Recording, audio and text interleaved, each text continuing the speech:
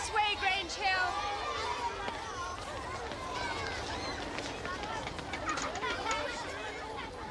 Through the turnstiles, quickly. Can everyone assemble over here, please, all right? Come on, chop, chop. Is that you two messing around with the bus signs? No, sir. No, sir. Oh, I've got my eye on you two. I don't want to hear you've got up to anything silly. Is that clear? Come on! Please, sir, Rolling, stop! Go ahead, Rolling, push in the flag! Everybody! Come on, Roland, don't fool about. Look, you better go round the side. Go through the office.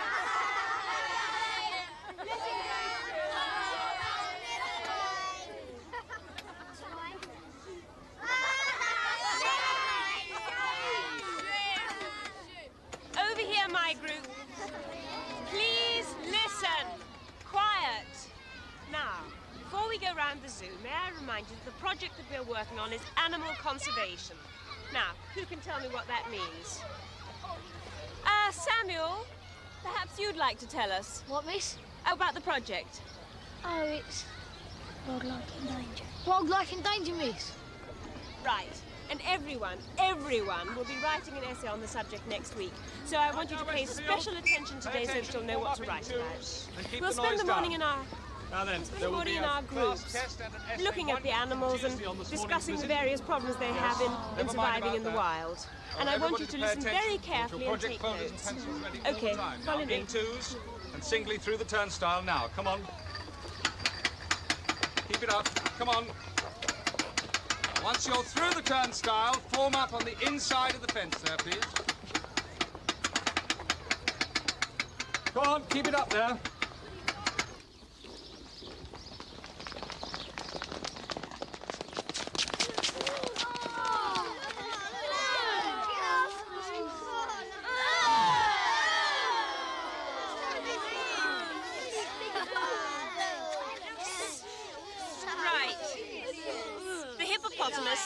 Is found along the riverbanks of tropical Africa.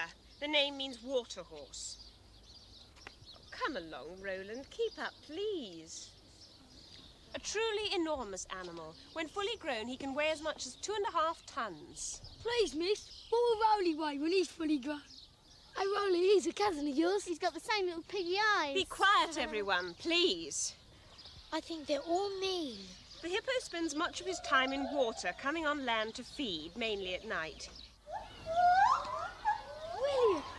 Oh, come on here, boy. Come over here, boy. Come on.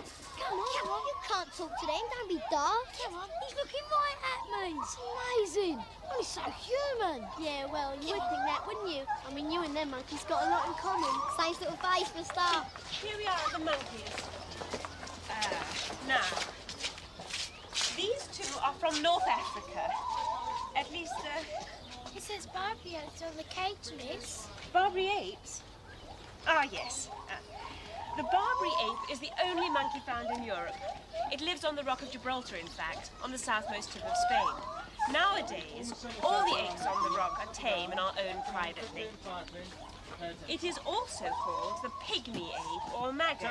It is almost tailless and has a long snout. It belongs originally to the mountains.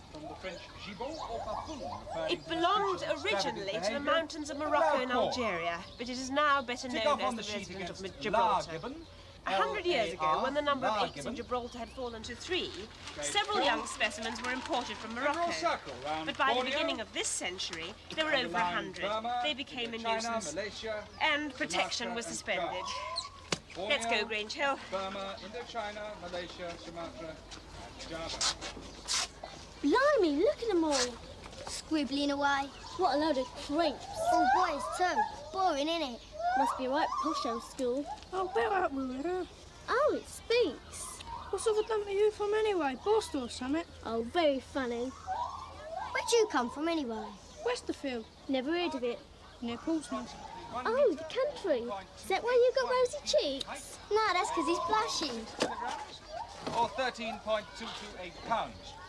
It is arboreal from the Latin arboreus, tree living. This way, Grange Hill. Hey, Carrots, what's your name? You've got yourself a new girlfriend by the look of Carrots. Oh, shut up.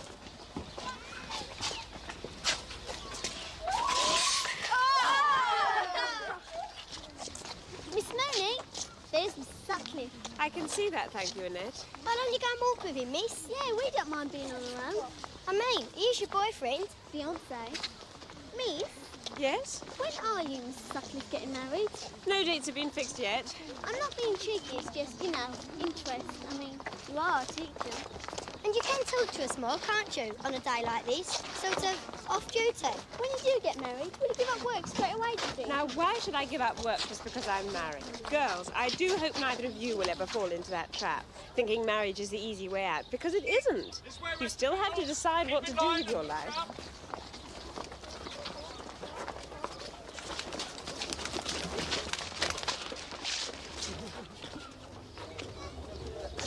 You see, there's more to life than that. Babies are, of course, lovely, but... You're having a baby, Miss Mooney? Right, everybody, the seals. Perhaps the best-known family of flightless birds is that of the penguins, containing 17 species.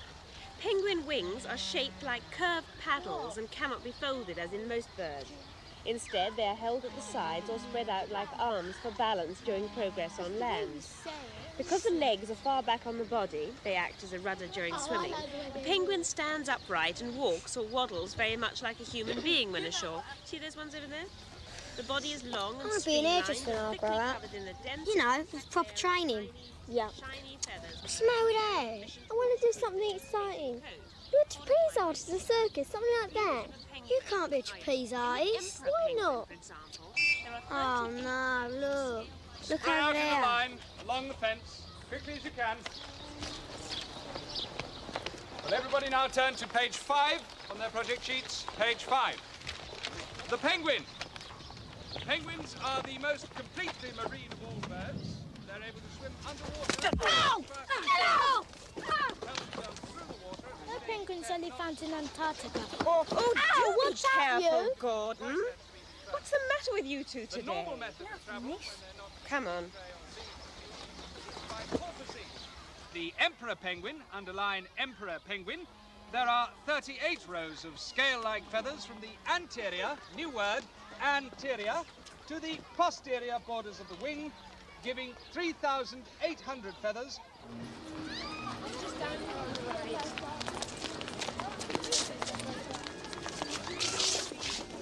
That's close. Wish we can get some.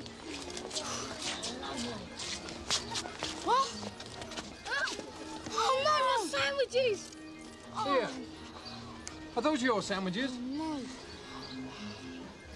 Are those your sandwiches? no. Yes, sir. What does that notice say? Please do not feed the animals. Oh, so you can read, can you? School party, are you? Yes, sir. Only it wasn't us. It was some boys from another school. Is that your teacher over there? Yes, sir. Come on, then.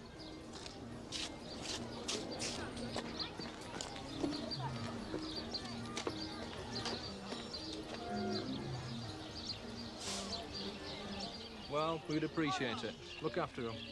Right. You just don't seem to be able to behave today. So I'm afraid for the rest of the morning you'll have to walk with me.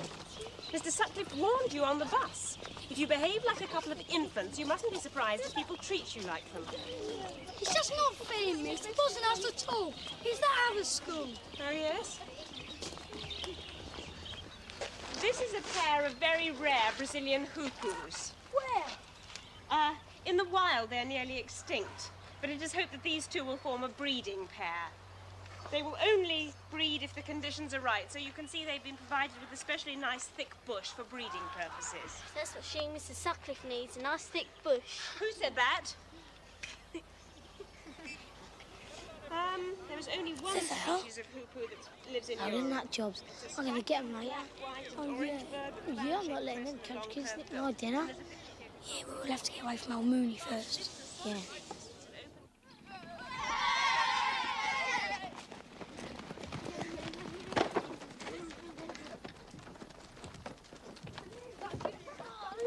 It's all right for kids, I suppose. What was the Phyllis then? Well, I don't know, perhaps that would...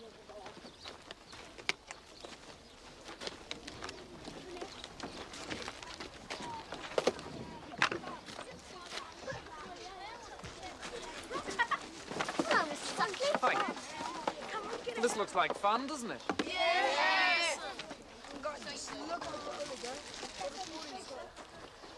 Hi. Had a good morning? Yes, thank you. Look, I know you're cross with me. We'll talk about it later this afternoon, okay?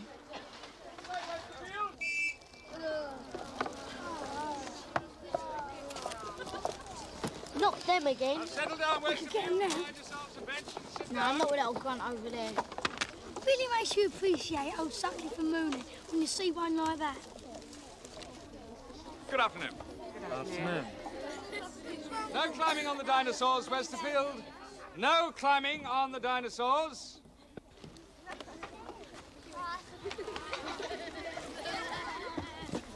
Rolly, you know you're on a diet. Not at the moment, I'm not. Of course you are. And Samo's got a suggestion to help you out. Well, you see, I ain't got no dinner.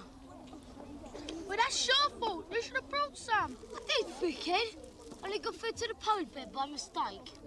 So, we was thinking you could help us out, seeing as you're on a diet, see? Go on, Rowdy, get us a few of your sandwiches. I'm starving. It'd do you good. Cheers, Roland.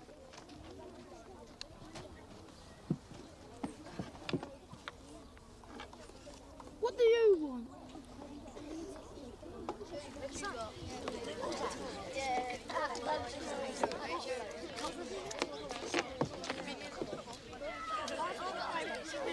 Hey, you, carrots! Hello, what we got here? Hey, Garvey, your girlfriend's calling you. Give over. She is, look. Go on, you'll have to go and see what she wants. Come on. Yeah? I can't get down. What? I'm stuck. Give us a hand, go on. I can't. Why not? I can't reach. Climb up then. I can't. Mr. Stewart won't let us.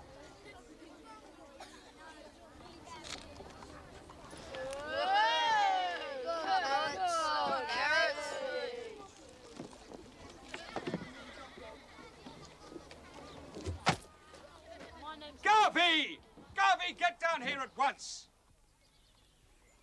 I expressly said no climbing on the dinosaurs. But come on, boy, quickly, quickly! I will not be disobeyed, flagrantly disobeyed. No, sir. No, sir, and you can take a detention when we get back to school. They did not have done that. Teachers aren't supposed to hit you, only through the punishment book. Right, clear up, everybody. Just make sure there aren't any papers or cans left on the ground, right? Now listen, everybody. This afternoon is free, okay? Is everyone quite clear about what time to show up at the bus? Yes. 4 o'clock and no later. Anybody who doesn't show up will be hung, drawn and caught. And Grange Hill. Don't spend all afternoon playing on the fruit machines. Use your time to learn something, okay? Okay, off you go. Hey, Jonah, they got Space Invaders. I saw it when we went past. Hang on, have you forgot? We've got to go and get them creeps first. Oh, that won't take long. All we've got to do is show 'em what's what. We'll have to get some reinforcements then, shall we? Yeah, Jimmy will do, and Wayne.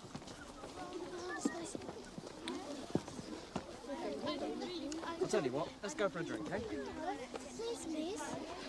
Yes, Janet? I've been wondering, you know penguins live in Antarctica. Why don't they die of cold?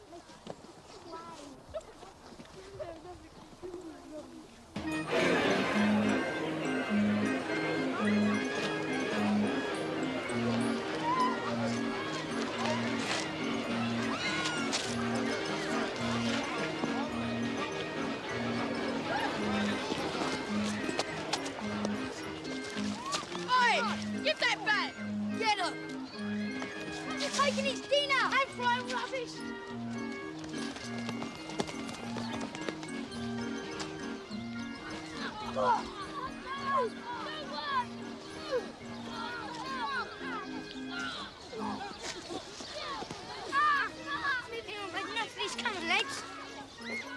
Come on, Samo!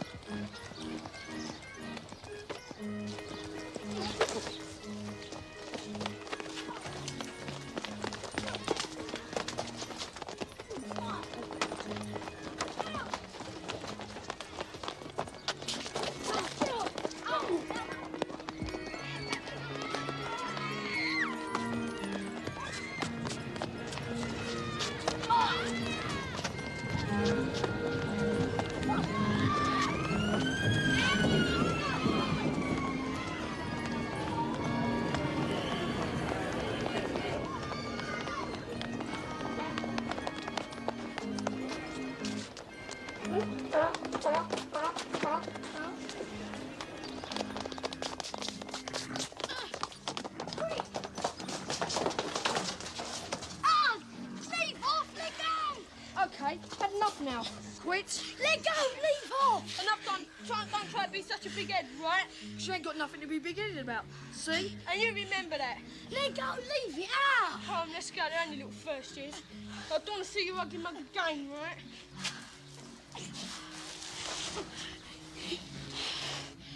Anything you say, Tony Pete. Blooming heck. What happened to the other two? They ran off and left us to it, didn't they? God, that big one was a bit handy. Where's my bag? No, they took it back there. I don't remember. Yeah, they lobbed it. It's got everything in it. Oh, I just knew this school trip was going to be awful. I've got to find it. I mean, it's got me bus pass in it, me homework, me soccer boots. I just got to find it. I mean, me mum would kill me if I lost it.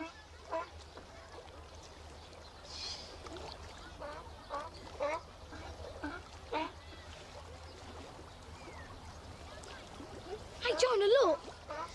Oh, no. How'd you get there like that? I don't know. Look, I'll go and get the keeper. No, you can't do that. We didn't have to with the keeper as it is. What's in there? Sea lion. Look, Jonah, don't be crazy. You're never going in there. I'll have to. I'll just have to. No. Do you think they're dangerous? I don't know. Look, I'm going to get the keeper. Look, shut up, Zammo. Just stand here and keep watch. I won't be in the water, will I? It'll only take a second. Come off it.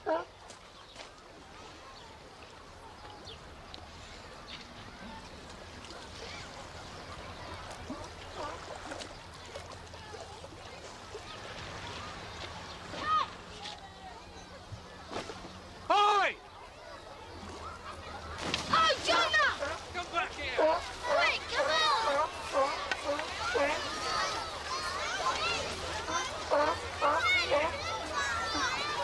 Get over! Come on, quick! Wait, over! Come on, grab your bag.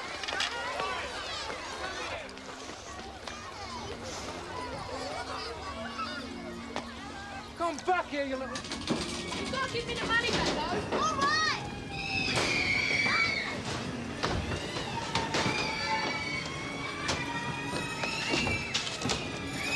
Oh, no!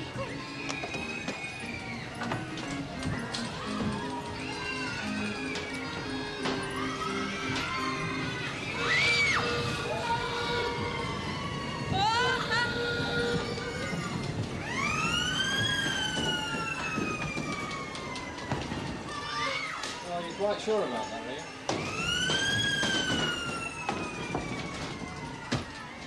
I'm looking for 2 lads from your school. They went in there. What? Don't look blank. Same blazer and tie. Come on, where are they? But nobody else in there, sir. What school are you? Mind you, don't know what you're on about. No? Well, an idiot from your school just had the bright idea of having a swim with the sea lions, and I want to find him.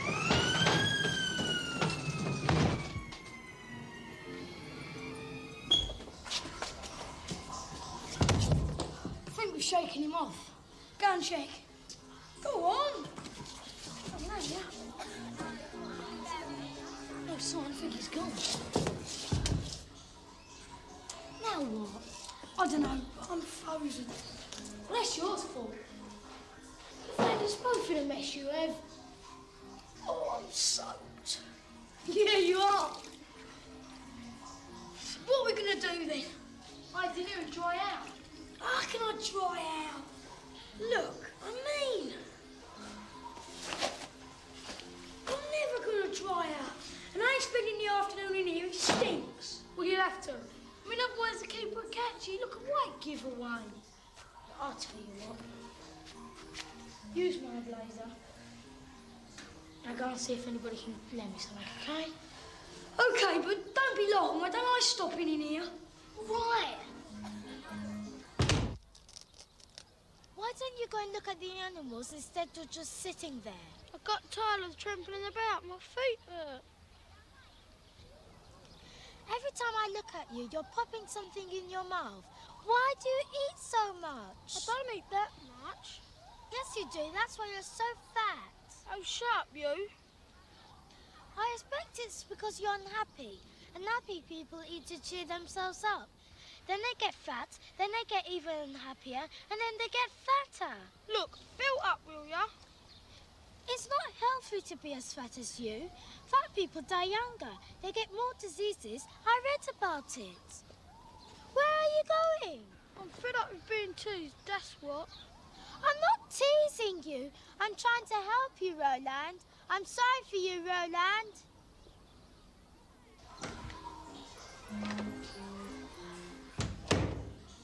Hey, Jonah. Got some things for your top half at least. Thanks. Got to manage your bottom half. I mean, people don't carry spare trousers on them, do they? You've no idea what it's like to be wet. And it's horrible being stuck in this stinking hole.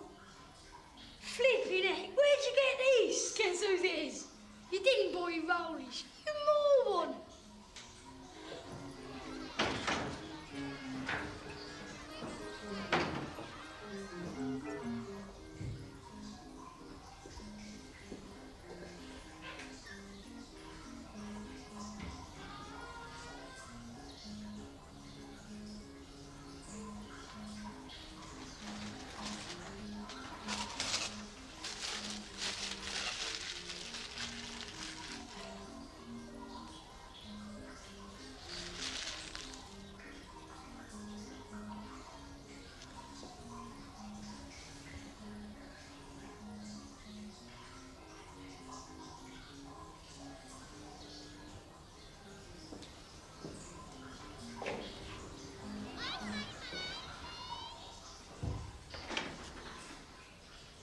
Blimey, nowhere's safe. What's the time, Sam? How many watches gone walking? 3:30. Look, stick your head under there and we'll whisk it back to the coach. If you get there before Sutcliffe gets there, he won't realise you're wet, will he? We better be getting back to the bus. Yeah. Let's get there early and get front seat this time. I've had enough of this old zoo anyway. Still aren't zoo as much as you, Faye. Boring. We might as well come too. Suit yourself. I'll say, Yeah? I'll give you my address, shall I, for sending the money back? Don't panic. I'm going to send it. Actually, I thought it'd be nice if we wrote to each other. If you give me your address, I could write you a letter. What for? Well, since I live in the country and you live in London, we could... The pen pals, you mean? Yeah. Boring. You seem to think everything is boring. Yeah. I mean, perhaps we could arrange to meet sometime. Okay. I don't promise anything, though. Mavis Pike. What a nice name. Aye? God, look at Garvey. He must be really smitten. Shut Look at all up. those dress and all.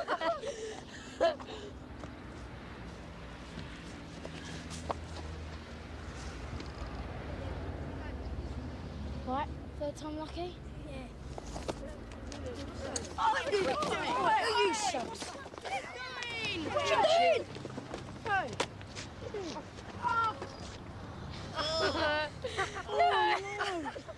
Go up, Carrot Tops. You've wet your pain, dear old dear. Shut up.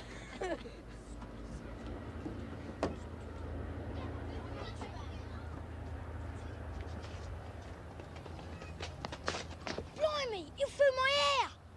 Come on, I'll go first. 28, 29, 30, 31, 32, 33, 34. Hurry up, Maguire. Look, sir. It's that golden eagle up there. Very funny, Maguire. A pigeon. 35 counting me, sir. 36, 37, 38, 39. Come, girls, push off. These seats reserved. What did he say, Faye? I think he said, please would we move, or words to that effect. Come on, hurry up. Get lost, Jonah. There's nothing for it but to take a register. It's too much to ask that they'd all be back on time. Please, miss, I know who's missing. It's Roland. I think I hurt his feelings and he went off.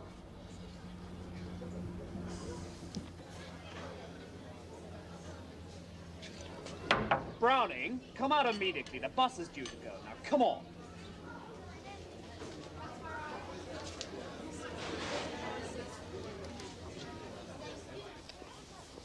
You're lucky we didn't leave without you, you know that.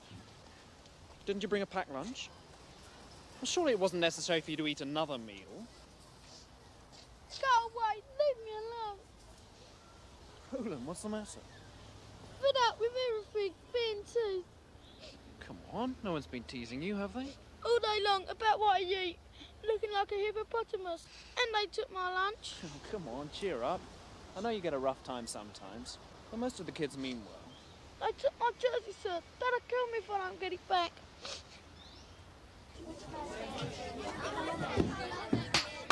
All right. Now, which boy or girl was it? Who took Roland's sweater? Well, come on.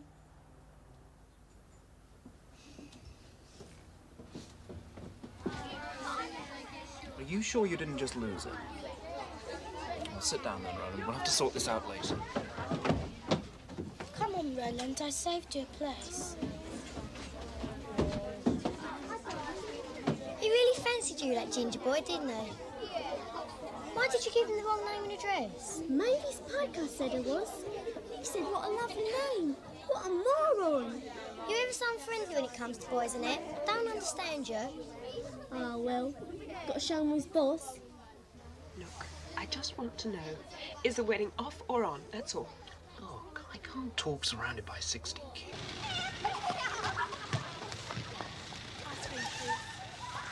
Anyway, I'm not going to do maths next year. You've got to do maths. You've got to do maths, English and PE. Oh, no. Then you choose a language, a humanity. What's that? You know, Middle. history, geography, economics, that sort of thing. Hot dog, please.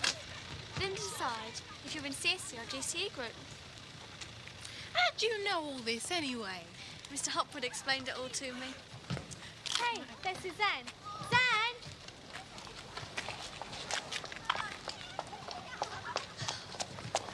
Where were you this morning? Guess. Bunking off. No, I wasn't, right? And where were you? I wasn't well. Curse. Yeah. You don't have a bad time, don't you? Surprised you didn't take the whole afternoon off. I would have done. I only come back because of Scruffy's rehearsal. That where you going now? Yeah. See you later.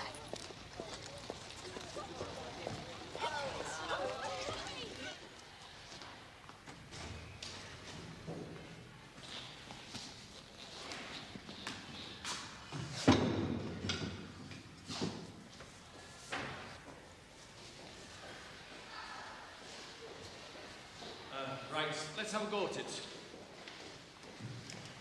Avril?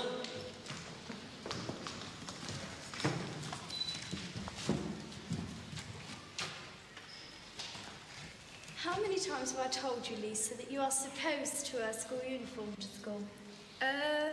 325, miss. Then why are you presenting yourself to school in jeans? Because they're more practical, miss. But they aren't very feminine, Lisa. No, miss. As for you, Suzanne, what is the school rule about jewellery? Not supposed to wear it, miss. You see, you do know. Then why do you do it? Because it's feminine, miss. You don't come to school to look feminine, Suzanne. No, miss. Why do you come to school? I don't know, miss. Keep us off the streets. No. You come to school to learn. Why do you come to school? To learn. And one of the things you come to school to learn is you can't always wear what you like. Why not, miss? Because you can't. There are times when you have to conform. And that's when we go into the song, sir. I see. And how's the song coming along? Well, we've got the first verse. Well, let's hear it then. Conform, conform. That's why we have to wear school uniform. When you're walking down the high street, just quietly bunking off, and you see a teacher come in who doesn't know what's what, Don't give him a hard time. by wearing your own gear. Conform, wear uniform. Ah, good. That's coming along nicely.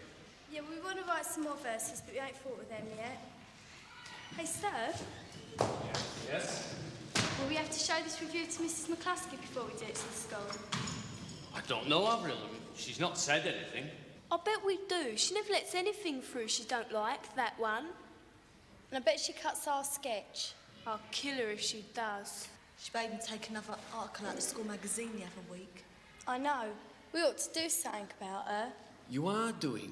Satire is a very potent weapon. Yeah, well, not if no one's allowed to see it. Yeah, well, it's not come to that yet. Well, I think we should have a sit-in. They had one of those here once. Did they? Yeah. What happened? They all got expelled or suspended. Yeah, well, it's always the kids what get expelled. Never the teachers that get the sack. I wouldn't mind being suspended. Yes, well, before you start organising sit-ins and getting yourselves into trouble, don't you think it might be a good idea to see what you can do through the school council? The school council's useless. They just say yes to everything Midget says. You have been involved with the school council? I have. I ain't.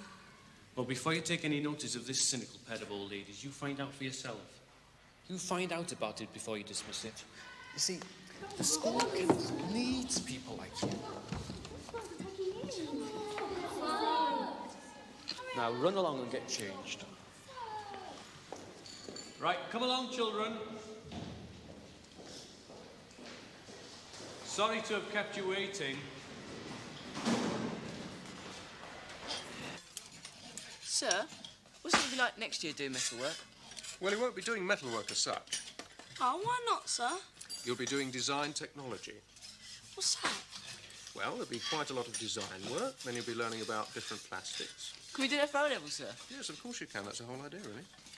Now, look, Chris. You're going to do this next year, Claire? I don't think so. I'd rather do art. I'm going to do commerce. Yeah, but you've got to do something as well as commerce, haven't you? What you going to do? I don't know. You must know. What do you want to do when you leave school?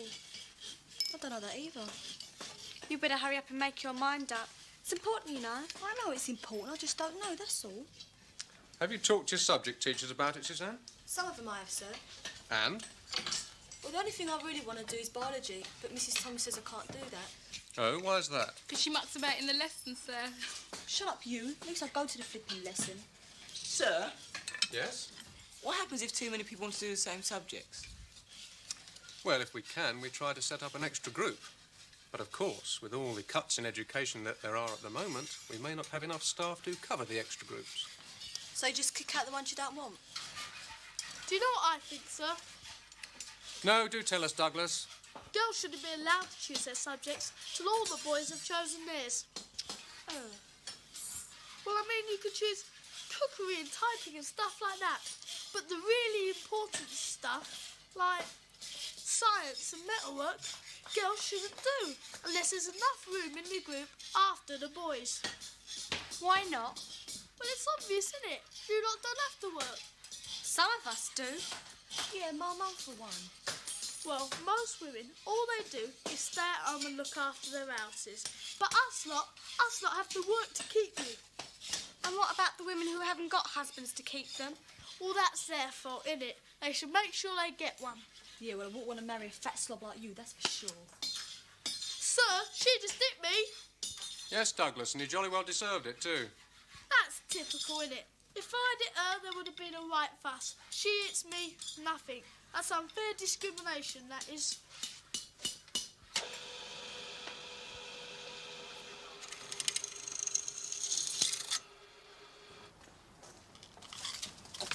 Precious late for me.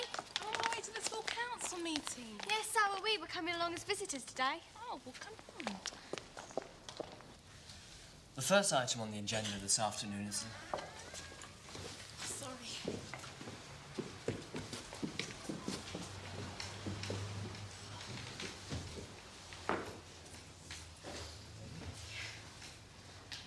The first item on the agenda this afternoon is the school magazine.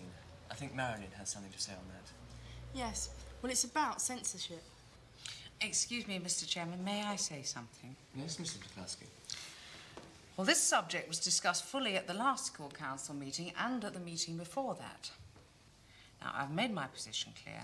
I'm not prepared to allow the magazine to be published at all unless it conforms to certain standards. I see no point in taking up the council's time going over the same ground again. Mrs. McCluskey, I was asked to raise this by my year. I'm sorry, Marilyn. As far as I'm concerned, there's no more to be said on the subject. Perhaps we better move on to the next item on the agenda. Just a minute. Well, I'd just like to ask Mrs. McCluskey what the school council's for, if it's not to discuss things like this. I thought we were supposed to have a say in what goes on.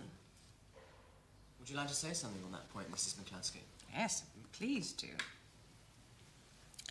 The school council exists to give pupils in this school an experience of a democratic meeting. It is a forum for you to express your opinions and the opinions of your classmates. It does not exist for you to make decisions about what goes on in this school.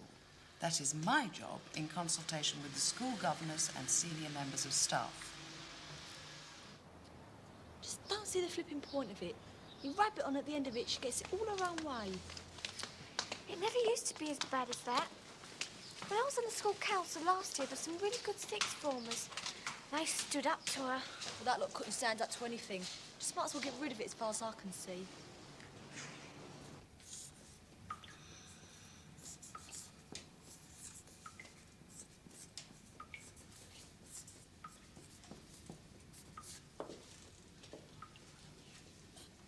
Is someone coming?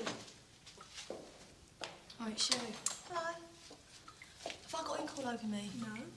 Oh, only Puggo Patterson flinked ink everywhere. I went to that school council meeting, by the way. Yeah, what's it like? Useless. She wouldn't give an inch about the school magazine. Could have told you that. Yeah, it's no good expecting the school council to stop her. Write your news here. What's that mean? That's what they call it in China. War slogans. That's not what Bridget or Tom will call it. There was a headmistress called Bridget, though she was a bit of a midget. She liked her own way. No one else had a say. Can't let Bridget get away with everything, can we? What was the last line of that, Lisa? She liked her own way. No one else had a say. Which just proves that she was a right idiot. You just made that up. Yeah, brain you here.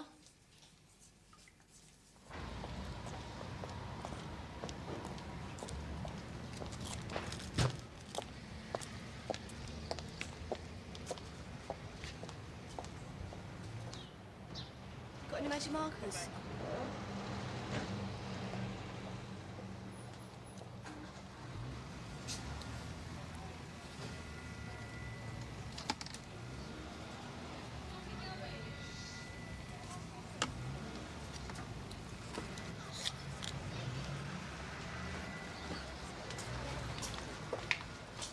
Can I have this, please?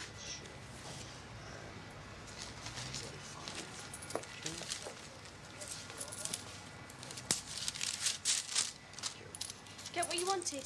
No, I ain't got enough money. I'm coming. Yeah, just a sec.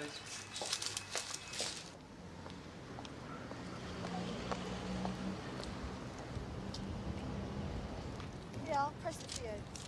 But I thought you said you had no... Who needs money? That's stealing. Oh, come on, I'll buy them for you.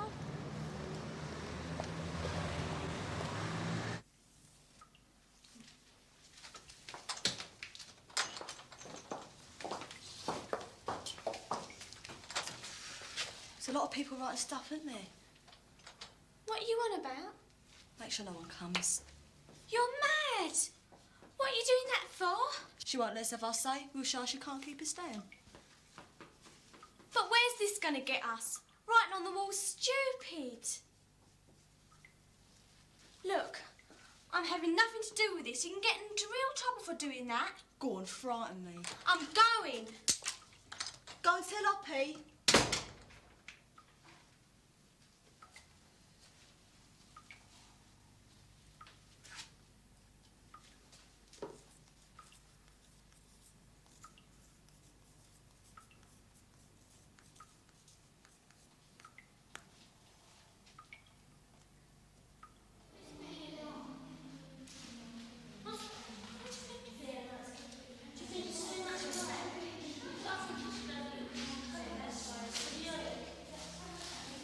I can't get my beard to stick, sir.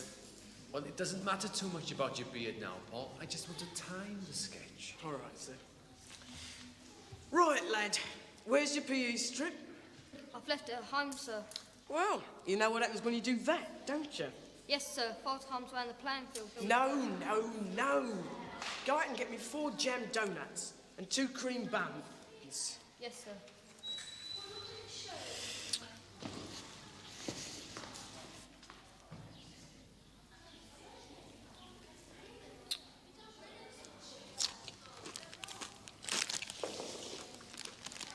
He's not going to want us any more today, you know. No. Should we go? Yeah, we might as well. Where are you going? Down to the Golden Egg. Some of the kids from Brookdale and St Mary's meet down there. Do you want to come? Hey, you seen all the stuff that people are writing on your wall? Yeah, pathetic, isn't it? What do you mean? Well, all that pure old stuff about who loves who. Yeah, who cares about any of that? Well, it's quite interesting. Do you think so? Yeah. Look, it's not what it's all about, is it? What I meant him to write was interesting stuff. Politics, school events. Not Claire loves Oppie and that sort of thing. Look, I'll catch you 2 up, okay? I told you she wouldn't come. She may do. Doubt it.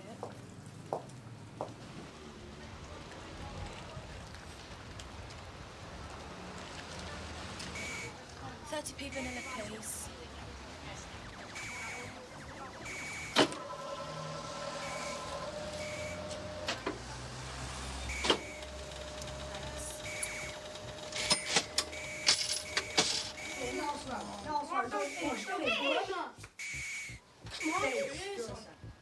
Give us a go, Arthur. Shove out of here, I ain't finished yet. Anyway, I'm next. Oh, yeah? Want to make something of it, do ya? Hello. Oh, hi. Look who's here. What you doing here, Ross? Same as you by the look. Is that my turn? Oh, no, it's not. Shove. Now, King Gripper.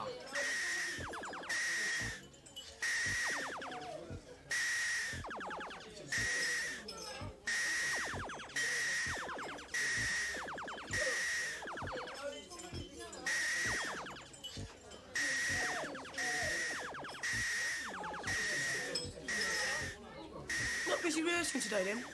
No. Like doing those kinds of things, do ya? Acting in that. It's all right.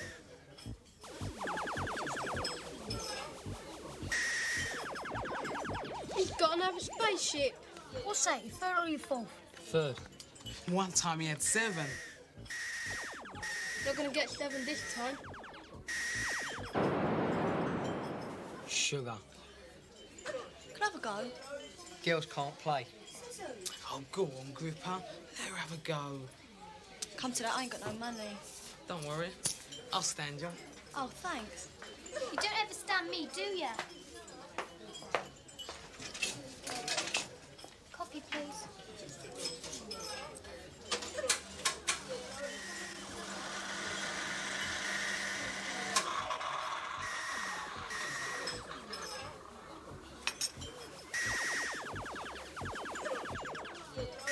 Should have got that.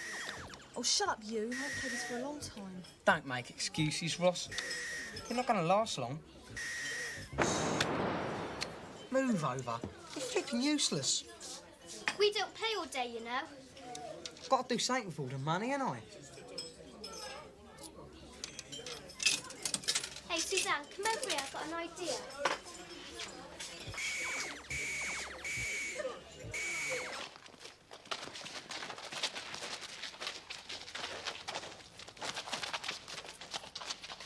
Hey, you! I want some money off of you. I haven't got any money. Yes, you have. We saw you get some stuff off of the van, and he gave you change. He didn't. Oh, Christine. See what you've got in your pockets. Look, I have got some money, but I can't give it to you because I've got to give it to Gripper Stepson. Well, that's okay. We're collecting for Gripper. Are you? Yeah, we are.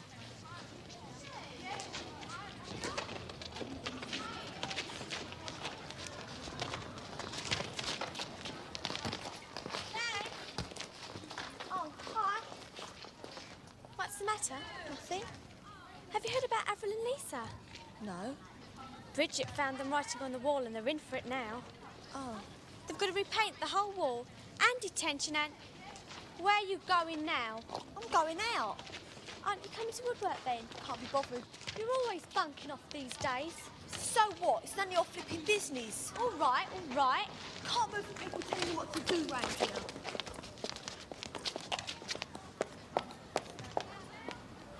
What was all that about? She's so moany.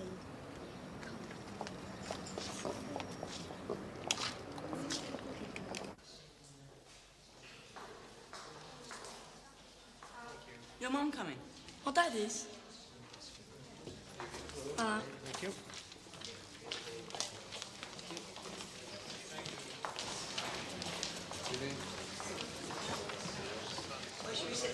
Evening, Mrs. Matthews. Evening, Mr. Hopwood. She tells me that if she does physics and chemistry, she can't do biology.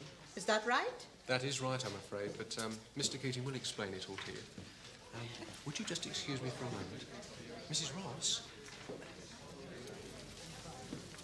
It is Mrs. Ross, isn't it? That's right. Oh, good. I was hoping you'd come along this evening. I wanted a word with you about Suzanne. Oh, dear. She isn't getting herself into trouble again, is she? Well, I'm afraid that, yes, she is. She's not in school a lot of the time that she should be. Oh, dear. And I don't like the sound of some of the stories that are reaching me. Her attitude's changed, Mrs. Ross. Well, you don't have to tell me that. I was wondering, there isn't anything wrong at home, is there? Only her. I can't do a thing with her, Mr. Hopwood. Mr. Hopwood. I can't get a word out of her. I mean, she was supposed to come here with me this evening, right? But when it was time to go, she wasn't there. I don't know where she is. Oh. Where'd you get all the money from, anyway? Never mind. Got it. You see them little ones you can buy? Yeah, they're rubbish, they are. Oh, no. I like the one with the asteroids. Know something? You're getting better, you are. Here, you. I've been looking for you. Get off, I'm busy. Oh, no, you ain't. You got something for me, I hear. No, I ain't. Yes, you have. Where is it? I don't know what you're talking about. Leave her alone, Gripper. You keep out of it, big mouth. Let go of it. Yeah, well, just 'cause you're a girl, don't think I'm gonna let you get away with it. You keep off my patch. Otherwise, it'll be more than just a smack in the mouth. All right? Right.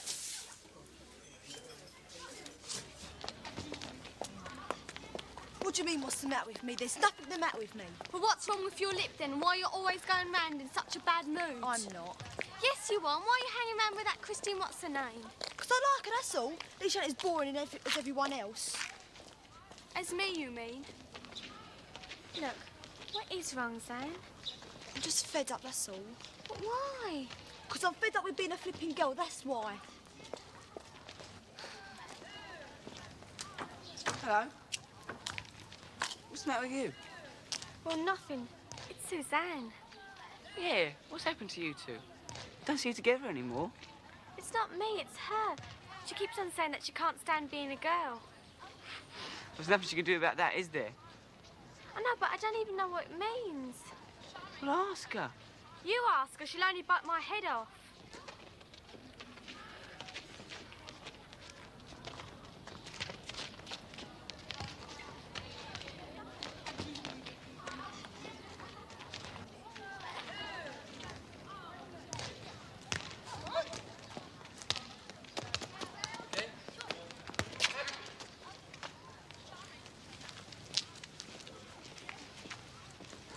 Zane?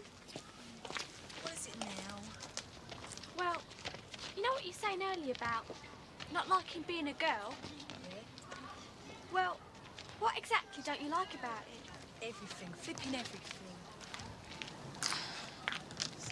Like what? Well, first of all, boys are always trying to tell you what to do and saying that girls are no good. Like that flipping Pogo Patterson. Oh, blimey, you don't mean to say you're taking any notice of what he says. He's really stupid. It's not just him. You can't even play Space Invaders without boys trying to throw you off. Who wants to play Space Invaders? I do. How do you think I got this? How? Gripper. Oh, well, just out of Gripper's way, don't you? Yeah, well, I don't like being pushed around and him telling me what to do. I know, Zane, but half the boys in this school run from Gripper. It's not because you're a girl. And another thing, I can't bear the thought of having that curse every 4 weeks for the next 30 years. Why, it's not that bad. It's for me. I told you I fainted last time. I know, but can you remember that lady who came and gave us that sex education talk? She said when you get older and you have babies, it gets better. Flipping it. Who wants to have babies just to get rid of period pains? And anyway, I'm not getting married. I can't stand men. You'll change your mind. I won't. I'm going to act like my mum, that's for sure. Well, what do you want, Zane? Oh, I don't know. Just wish I was a boy. I don't have to suffer the way we do. Oh, don't exaggerate. If it's that bad, go and see the doctor. Not flipping likely. Why not? Because he'd only go and give you a whole load of pills like he does with my mum, that's why. But if it will help... Oh, well, I might. But it won't do no good. You just don't know what it's like. Yes, I do. Of course I do. You're not the only one who suffers, you know. But we don't all go nicking money off little kids and bunking off school, do we? And another thing, you better hurry up and make up your mind which subjects you're going to choose next year. I know you fancy off it, but you don't have to go flipping sounding like him. It's true, Zane. The way you're going, you're going to get chucked out of Grange. So? I wouldn't care. Yes, you would. Anyway, you need some exam results to get any sort of decent job. Oh, it's true, Zane. You don't end up like your mum, do you? Right, so do something to counter. Oh, I see what you mean. Well, you can't really generalise. But if there's a particular course that you want to get onto, then it's wise to check, really. OK, thanks, Richard. That'll do. So you're thinking of doing design and technology, are you? I'm not sure, sir. You know the jewellery course, sir? Yeah? Will you be teaching that? No, Mrs. Randall's taking that course. Oh.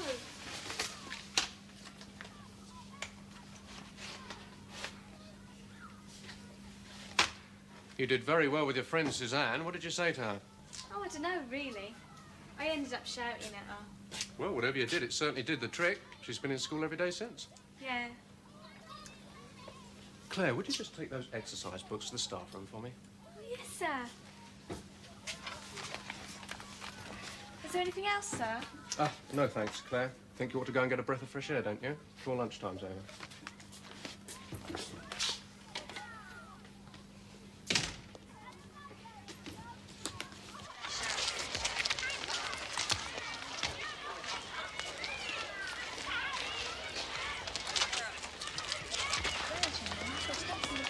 Hello, I've been waiting for you. Where you been? Been talking to Mr. Hopwood. You're always talking to Mr. Hopwood. Yeah, she's got a real thing about him. I have not. Don't know why she bothers. Have you smelt his breath? He's got terrible breath. He has not. He has. You just haven't got near enough to find out. I have, and he hasn't. She's blushing. Just leave her alone. Claire loves Hoppy. Claire loves Oh, Hoppy. shut up. Claire loves Hoppy. Claire loves Hoppy. Claire? Don't be stupid. Look, they're only teasing you. I don't know why they just can't mind their own business. Well, don't take no notice of him, all right? He hasn't got bad breath either. Of course he hasn't. Listen, Gregory's girls are at the ABC. Want to come and see it? I wouldn't mind. We'll come round to my house tonight and we'll go. OK.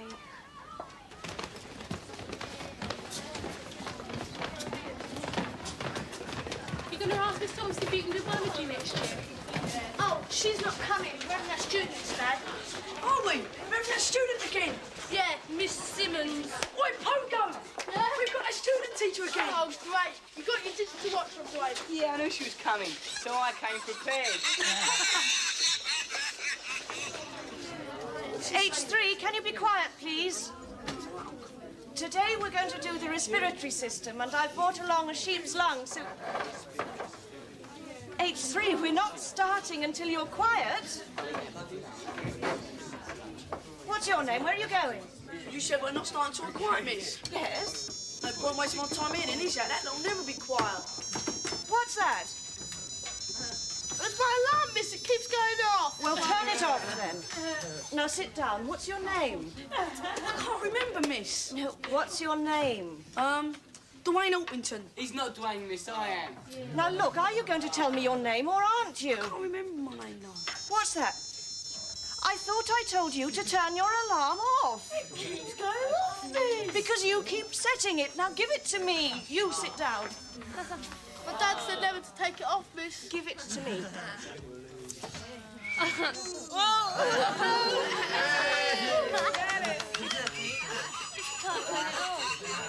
Who did that? Was that you? No, Miss, not me. Who brought this thing to school? Which of you was it? I don't know, Miss. You've got it. No, I haven't. Right.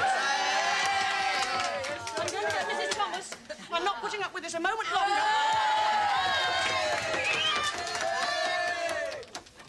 I'm appalled that you behave like this with a visiting teacher. The whole class can stay in after school and have this lesson then. Now, who brought the laugh box into school? I might have known. And who has an alarm watch? I see. Well, you two better come and see me tomorrow lunchtime. You can do something useful for a change. This boy's been very difficult as well. Has he? Well, you'd better come along as well, hadn't you? I can't, Miss. I've got football practice tomorrow lunchtime. I don't care what you've got. You be here at 1 o'clock sharp. Or else.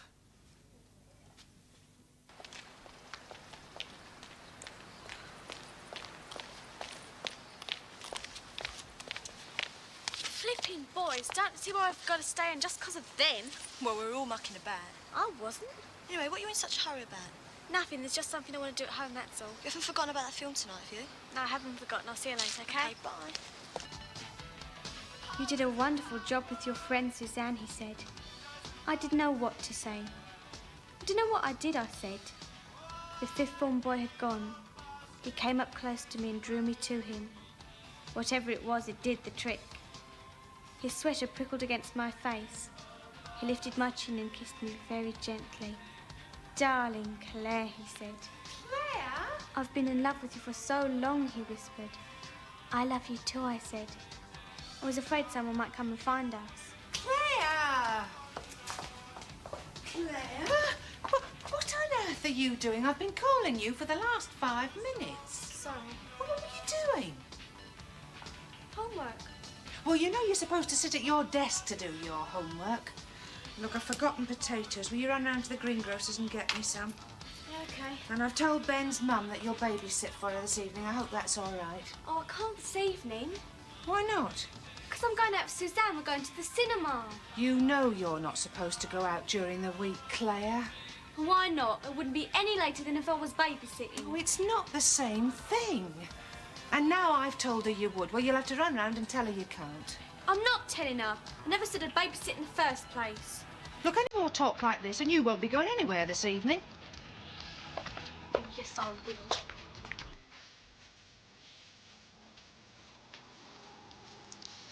I get fed up with the way she keeps on pushing me around.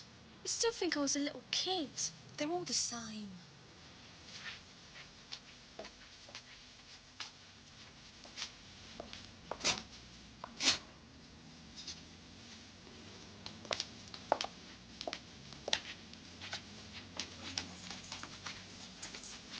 We went to the cinema to see Gregory's Girl. He held my hand in the queue, and when we got inside, he steered me towards the back row. Let's sit here, he said. I knew what was coming. I wouldn't see much of the film. Sure enough, I didn't. He kept kissing me. I thought he'd never stop. Afterwards, he said, let's go back to my place. It's more private. He had some shandy. He gave me one. He put on a record. I was sitting on the sofa. He looked at me from where he was standing by the hi-fi. I've wanted us to be alone for so long, he said. Then he started to walk towards me, very slowly. Isn't it about time you went to sleep? Just going to. No wonder you can't get up in the mornings. And what was that you were writing? Nothing. Good night. Night.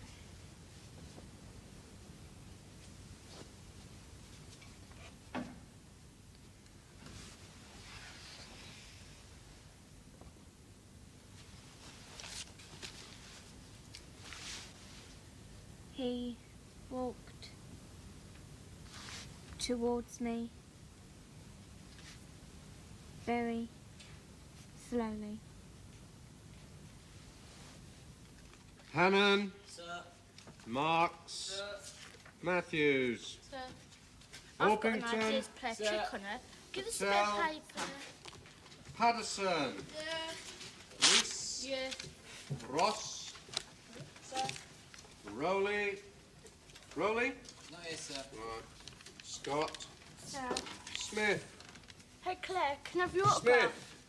Not here. Oh, I'm just collecting Stepson. everyone's autograph. Stewart. Yes, sir. Thomas. Sir. Tyler. Sir. Unsworth. Sir. Veer. Sir. Voss. Jono's as well. No. What, What's sir? you little? Let's have a look. Weston. Give it to me. No. What's going on? Sit down, you two. Give it to me. No. Claire, this isn't like you. She won't give me the paper, sir. It's mine, sir. No, it's not. Bring it here, Anita.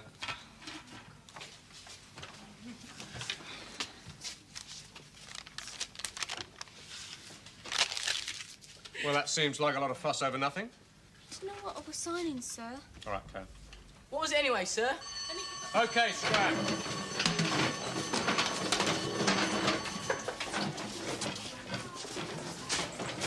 Yeah, what was all that about? Anita got her to sign Hoppy is a head case if he fancies me, and she signed it. We're coming. Hurry up, you two.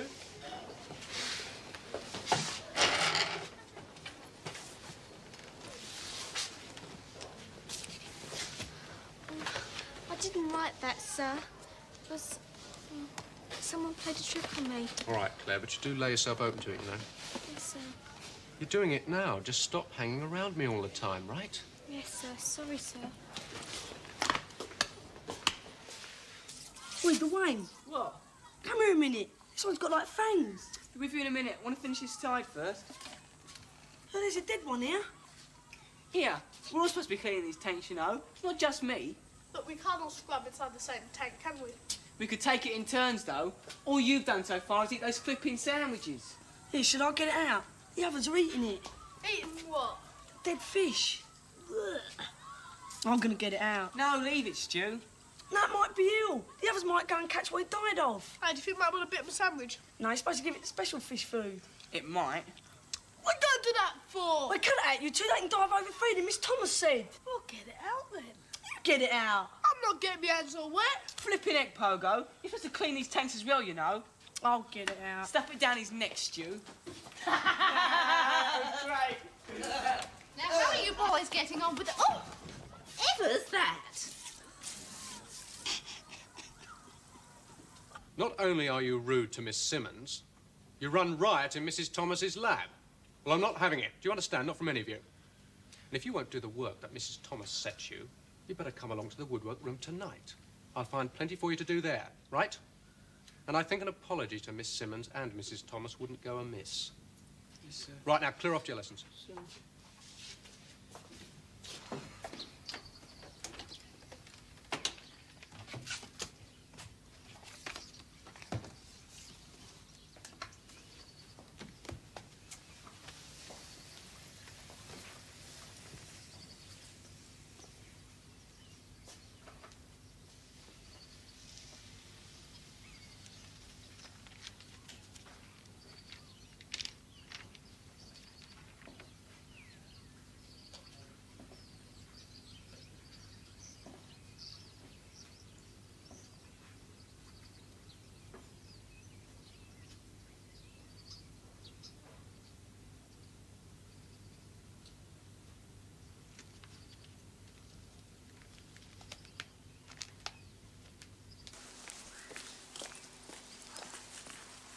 He gets fed up with you, and it's embarrassing for him too, you know, you looking at him all cow-eyed.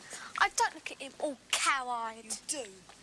Anyway, he didn't mean it. He doesn't like people to know. Know what? That he really likes me. Well, of course he likes you, but not like that. How do you know? Of course he doesn't. You're a head case, you really are a head case.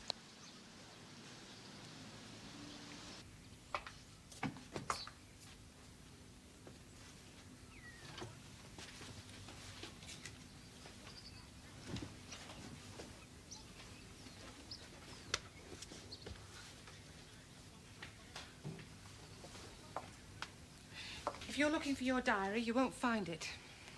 Where is it? Have you taken it? Now I know why you couldn't babysit for Ellen last night. Oh, you shouldn't have read it. It's private. He's your form tutor, isn't he? Now listen, Claire, you've got to be honest with me. Tell me, how far has it gone? It's none of your business. But it is my business, Claire. You're only just 14 and he's a teacher. He's in a position of trust. How far has it gone? I'm not going to tell you. Oh, Claire. Willie can read, can't you? And what you going to do about it?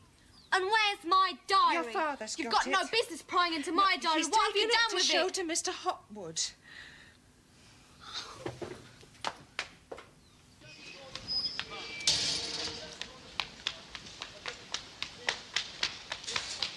Right, well, all the 2x2s in there, and all the 2x1s in the other box. Hopwood! Yes? What the hell do you think you're doing? Yeah, quick. Pogo, look, Pogo. Look who's there, Casey. You don't need to deny it, you monster. I've got evidence. I don't know what this is all about. I don't even know who you are. I'm Leslie Scott, Claire Scott's father. How many other little girls have you been corrupting? Mr. Scott, please, I assure you I haven't laid a finger on your daughter. Could we just calm it a minute? I don't think we should be having this conversation in front of children. Go home, Douglas. Go home, Patterson.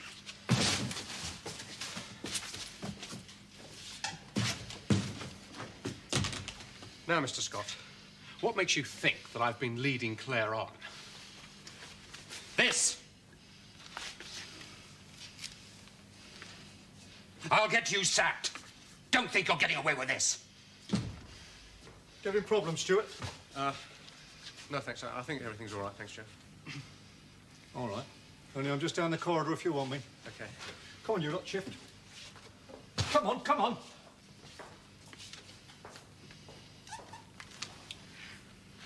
Mr. Scott, I've known for some time that Claire's had a crush on me, but I've done nothing to encourage it, I assure you. Do you expect me to believe that? After reading that filth? But, Mr. Scott, this is fantasy. Claire's a nice enough kid, but she's just a kid. She's awkward. She's just a spotty schoolgirl. Do you really think I'd want an affair with a child of her age? Oh, hello, Claire. You haven't gone and shown it to him, have you? God, you're horrible. I hate you. I hate you. I hate you.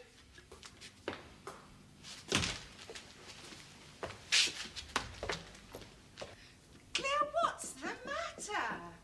Oh, calm down. What on earth happened? Well, what did he say? He said she's making the whole thing up.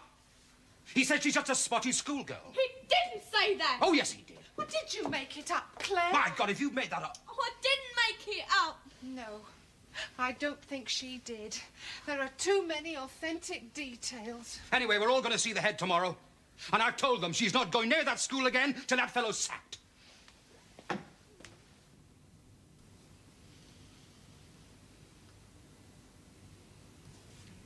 And after you've been to the cinema, what happened then? He went back to his flat. And?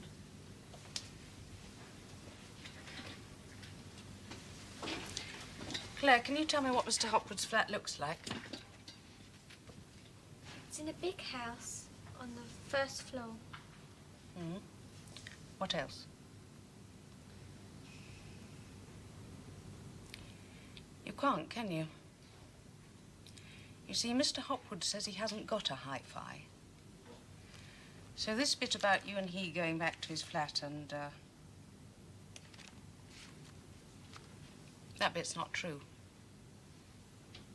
And if that bit's not true, I have to ask myself what else is imagined. Do you dislike Mr. Hopwood, Claire? No. Then I'm mystified.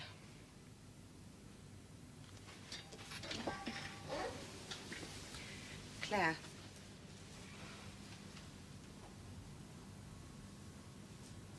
It's a very serious accusation your parents are making against him. I think you better go home and think about it. Oh, hello, Suzanne. Oh, hello. Is Claire in? Yes. Oh, she's upstairs. But you can go up and see her if you like.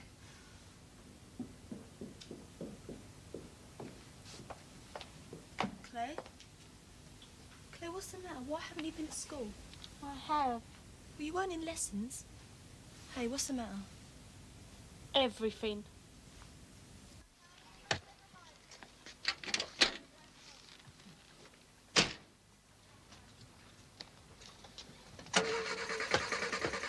Hey, so, is it true you're going to leave, sir? No. Is it true Claire Scott's been suspended, sir? No, it's not. You listen to far too many rumours, you lot.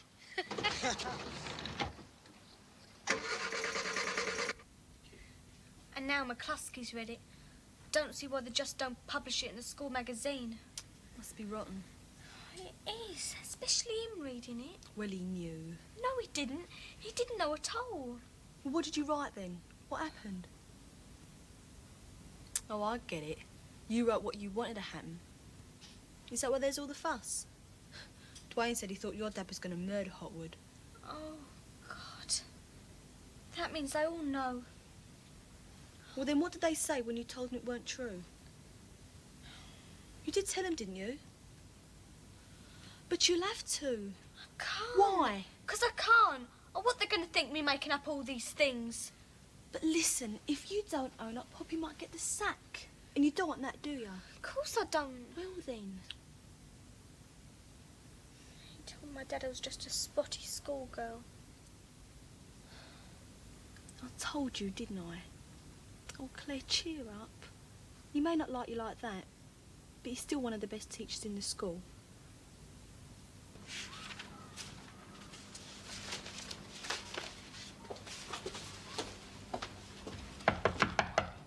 Come in. Mrs. McCluskey? Oh, I didn't know you were in school, Claire. I'm not, Miss. Well, I just came to say that it isn't true. The stuff in my diary about Mr. Hopwood. Ah. Well, thank you for telling me. That must have taken a lot of courage. You told your parents? No, Miss. I don't know what to tell them. They'll both go really mad. Well, I'll have a word with them on your behalf. Thanks, Miss.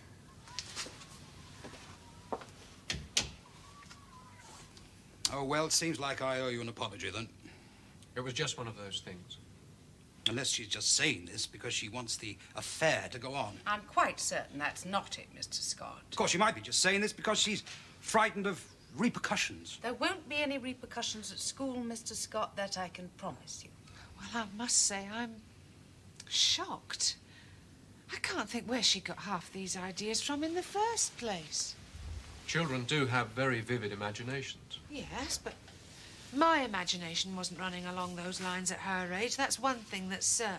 Of course, we've said this all along, though, haven't we? It's the society we live in. They see sex everywhere. On the television, books, and marriage is never so much as mentioned. That's why we objected to the sex education classes in the first place. Yes, well, I'm sure we could argue the pros and cons of that all day. But now that this other matter's been settled, I hope you'll be willing to allow Claire to return to school. Well, I suppose she'll have to, won't she? Well, sorry. It's right.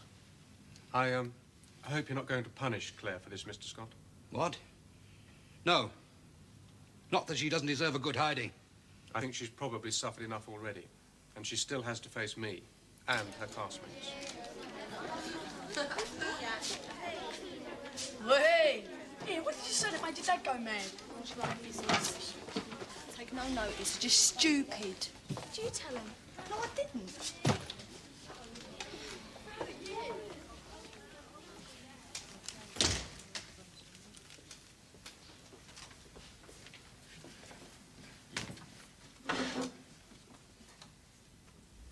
There's your lover boy. Shut up, Nita. She's blushing. Leave her alone.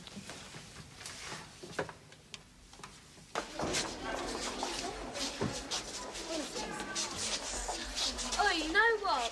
My cousin said she saw Sooty out with someone with blonde hair. What? Not Mooney, you mean? No. Perhaps they broke up. That's interesting, eh? Told you to soon get fed up with it.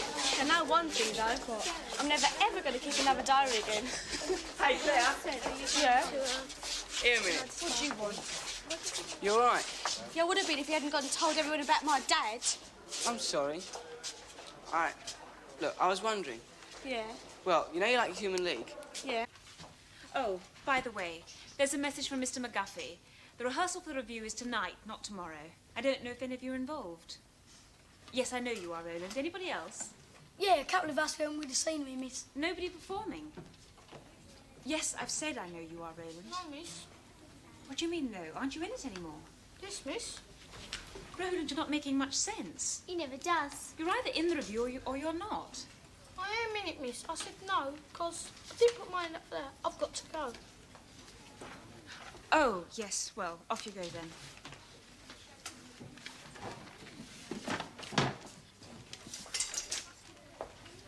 Oh, Roland, tell Miss O'Keefe I'll be up when the bell goes. Hey, miss, where's he gone? Well, he has to see somebody. Who? None of your business. Now, what about these questions?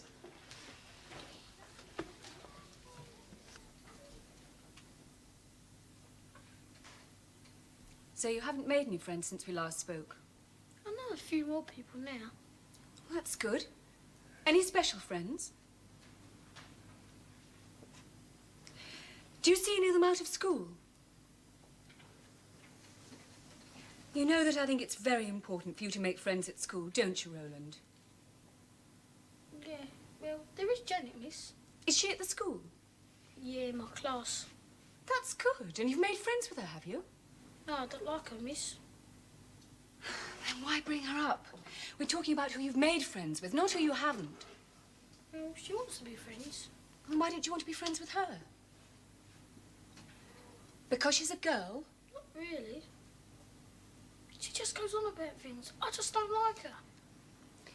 When you make friends, Roland, you have to give and take. And if there are one or two things you don't like about someone, then try to ignore that and look at the things about them that you do like.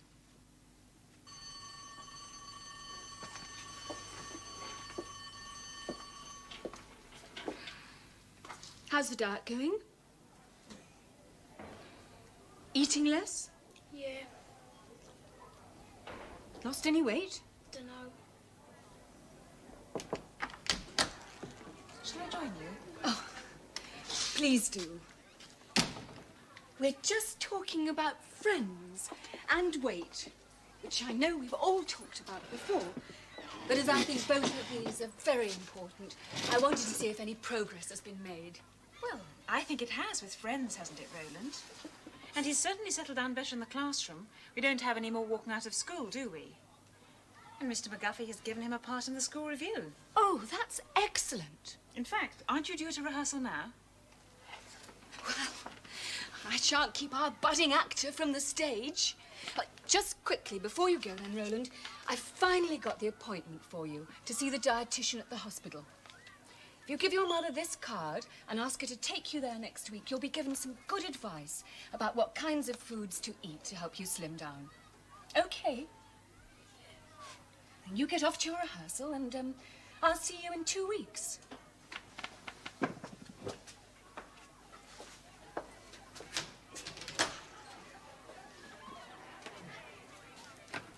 Well, I think we're making some progress, don't you? Well, as I say, he seems happier in the classroom. I really think that a lot of his problems are due to his weight.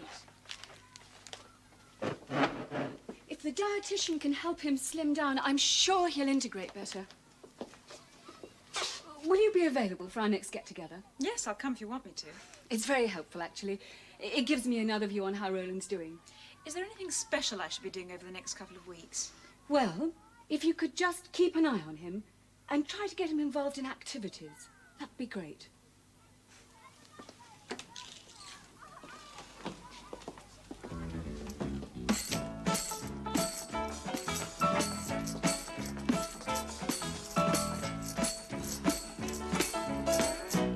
No!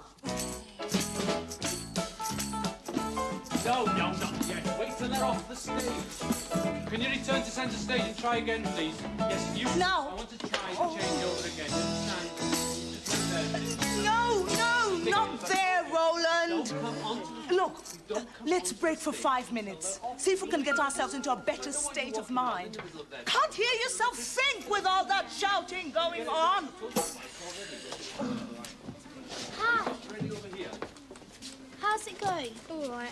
You're still down then? Down where? No, down depressed. No, I'm not. Sure, it's all right. I understand. Understand what? Why you're down. Look, I'm not down. I'm okay, all right?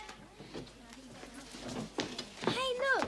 I didn't mean to upset you. You haven't. Well, it just made it obvious I had. But I didn't mean to. I just wanted to help. Help what? You by talking about it. Look, there's nothing wrong with me. Sure.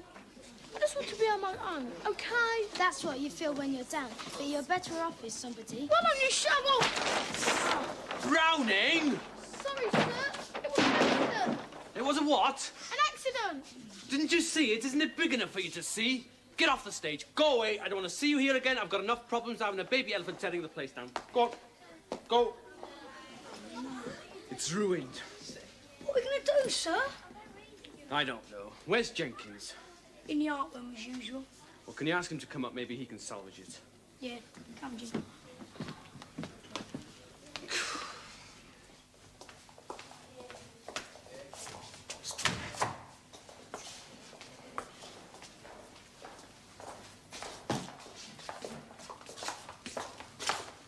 Stay here and keep watch.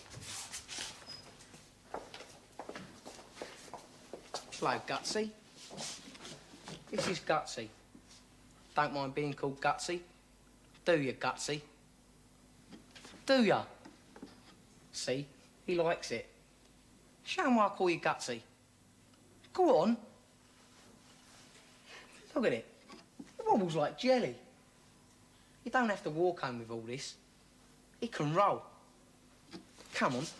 Roll home, fat guts. I said roll.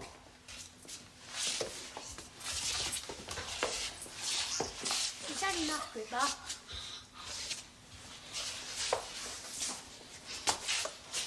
You better come and see me tomorrow. It's been an increase for you. Another 20p. Come on.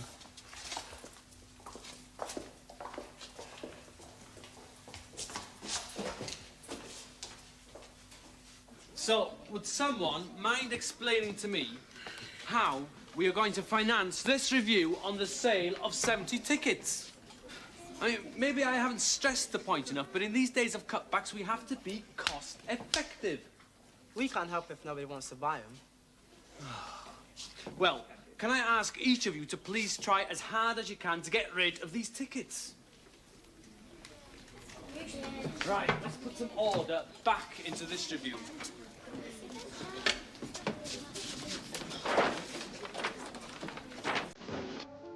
Mind yourself, it's hot.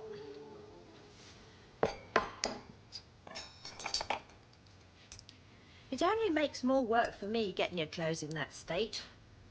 I don't know how you manage it. They were clean on this morning. What'd you do, roll all over the floor? Yeah. Well, I'll have to iron you another shirt tonight. That's something else for me to do.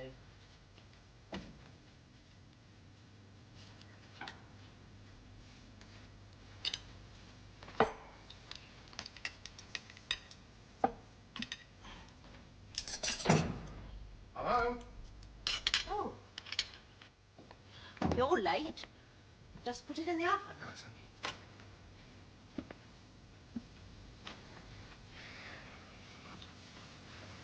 I was watching that. Hey?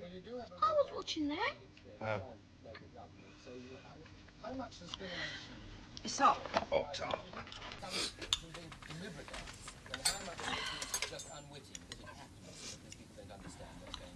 Road's bad. Yeah. Get caught. Yeah.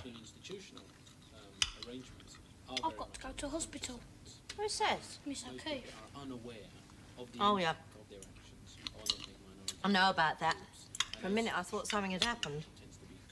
They tell me what to eat. I might be only allowed soup.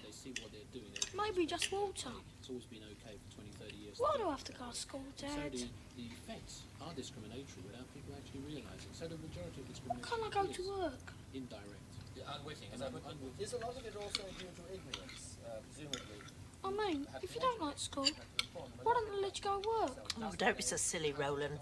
Why is it silly? You're too young to go to work, and that's the end of it. Now eat your dinner.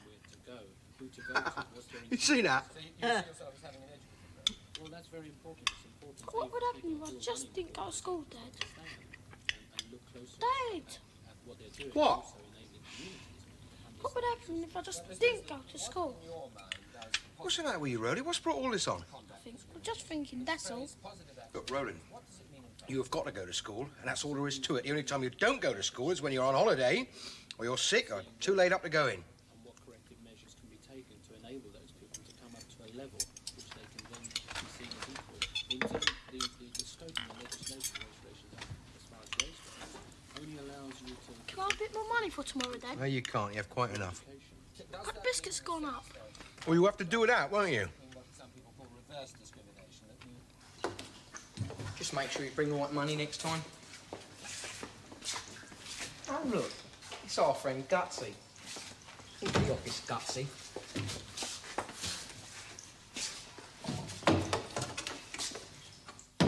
Maddie, what was it I said last night? 20 increase? Yeah. So that's 70 you asked Gutsy. I haven't got it. You better have it, son.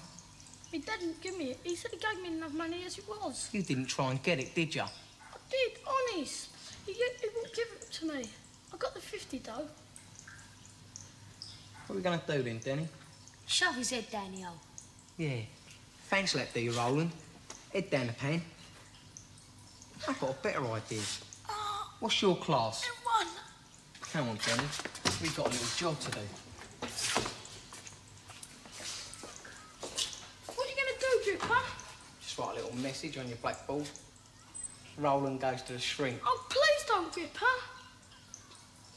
Please, I'll bring the money in tomorrow. Too late. I told you today. Oh, please, I promise. You're going to bring that money in tomorrow anyway. I'm not if you're going to put that on the board. You are Gutsy. No, I'm not. I won't ever. And you can give me that 50p back as well. You want to mind your mouth, you do. Come on, Piggy. This is your mate.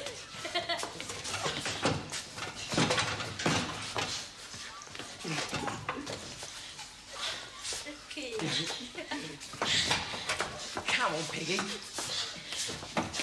Come on, Dad. If there's muscle up on. God, mate.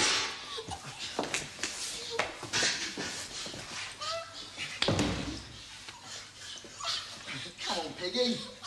Come. So you can't win. Come on, baby, let's go and put that on the board. Yeah.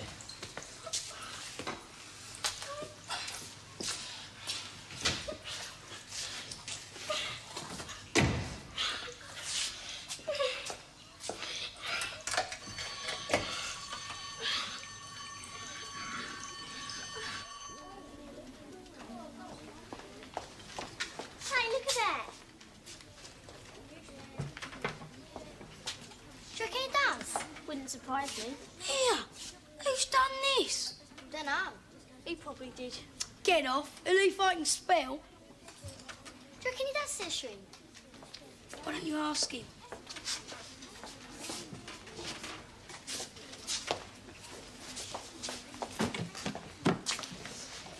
Is it true then, Rowley? Come on, you can tell us. We're all friends here. We won't laugh. Oh, leave him alone, Furman. Shut your face. I'm sorry I'm late, everyone. We'll have to get through registration very quickly.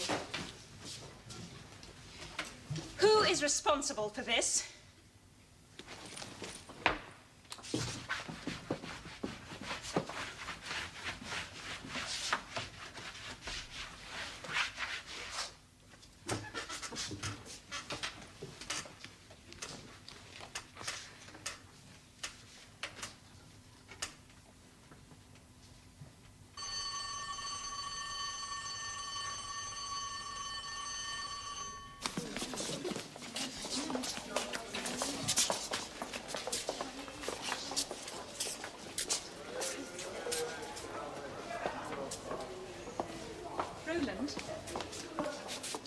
write on the board? No, miss. I hope you're not upset by it. It'll be forgotten in a day or two. Well, you better get along to Mr. McGuffey.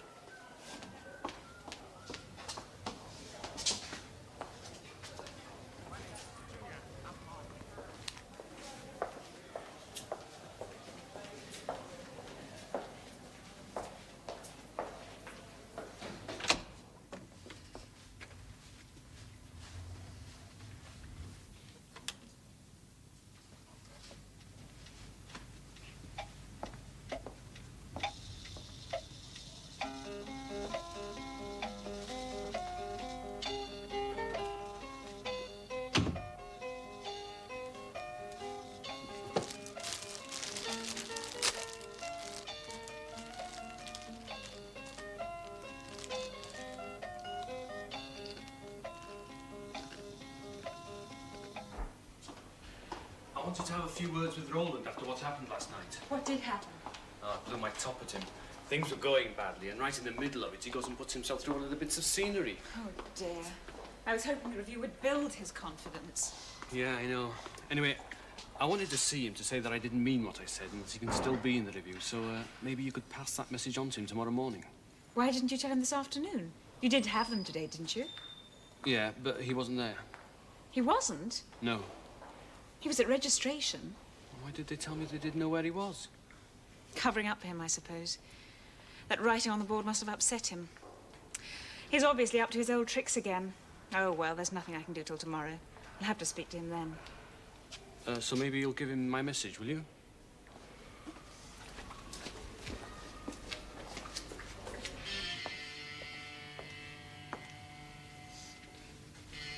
How is it? Still there. What, bad? Yeah. How can he have guts they can polish off a plate full of dinner? You better go up and get into your bed. Go on. I'll come and see you when I've had my tea. I want to watch telly, though. If the pain was that bad, Rolly, you wouldn't be interested in the telly, would you? Go on, get in your bed. I'll bring the portable up. Dear, oh dear, he's laying it on a bit thick, isn't he? I don't know what's the matter with that lad. Well, maybe he has got a pain. Rubbish, he's just putting it on. I bet he thinks it'll get him off school. Well, if he's not well, he can't go to school now, can he? Joyce, don't take any nonsense from that lad. Make sure he gets to that school tomorrow, else we'll be back with guts ache every night like the time we went from infants to juniors. You remember? I'll take the portable up. See how he is.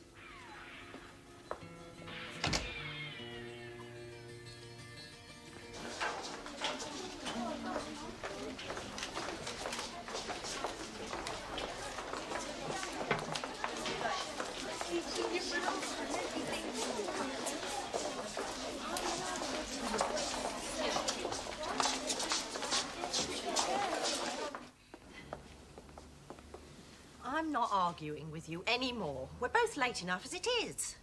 It's still there. Well, you'll just have to suffer it, boy. Your dad says you've got to go to school. How can I when it hurts? Get your jacket on right now, Roland. Go on.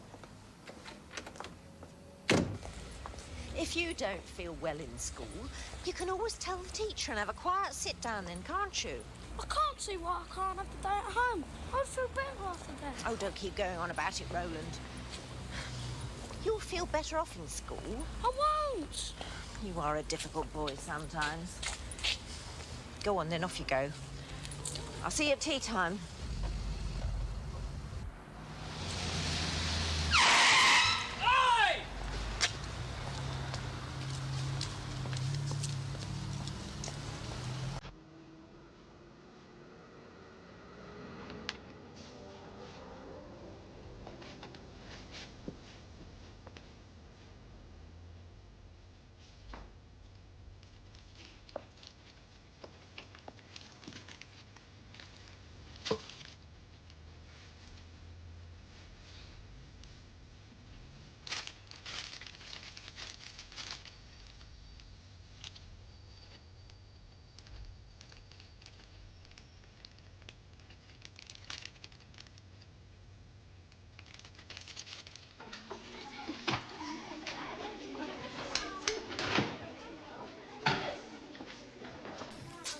And you didn't know he walked out of school yesterday? No, not until I talked to Mr. McGuffey. I was going to speak to Roland about it this morning. And what's this arrangement you mentioned? Oh, it was something that Mrs. McCluskey and Roland's mother agreed to when he kept walking out of school.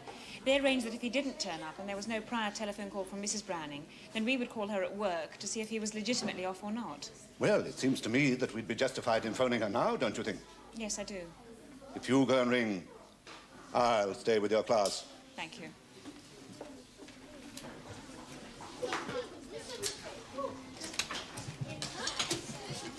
Right, N1. I suggest you turn your minds to the subject on the board.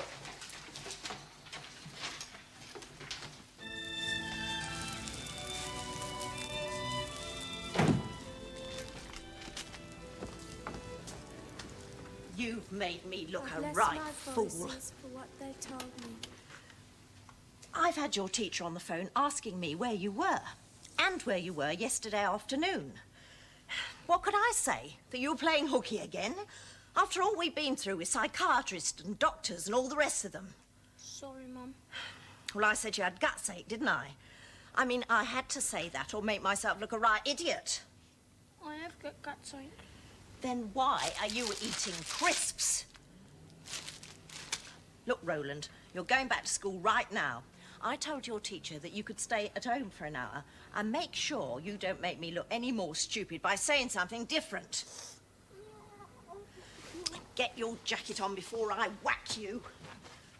And make no mistake, your dad's going to hear about this, and God knows what he'll say. Now, come on.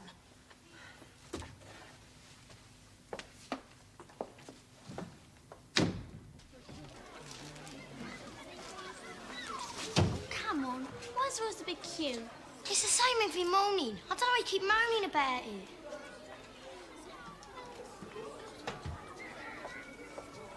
Hey, look. They let you out the bin then, Rolly. Oh, shut up. What do you have to say that for? Only a joke. What's you, Rolly? Where's your straitjacket?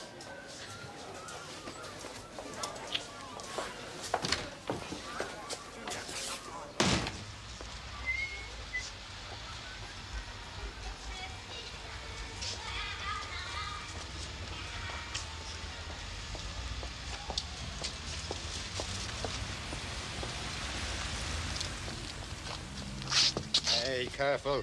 Sorry. Here. You all right, son? Sorry. Listen, you want to keep your eyes open.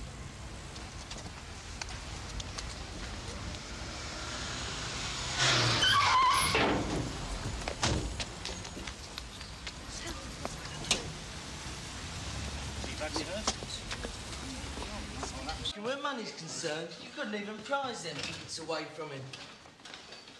Yeah, but the money's for the school magazine, not for him. Yeah, but he's charging commission, isn't he? No wonder he ain't shifting, Annie. At this rate, we'll all be looking at empty rows of seats. And how are you going to get him off him, then? I'm making an offer he can't refuse. Jenkins, Humphreys, is that lager? Yes, sir. Jenkins, don't think that I'm not fully appreciative of all you've done, but if Mrs. McCluskey had caught you with those cans, it would have meant the end of the school review.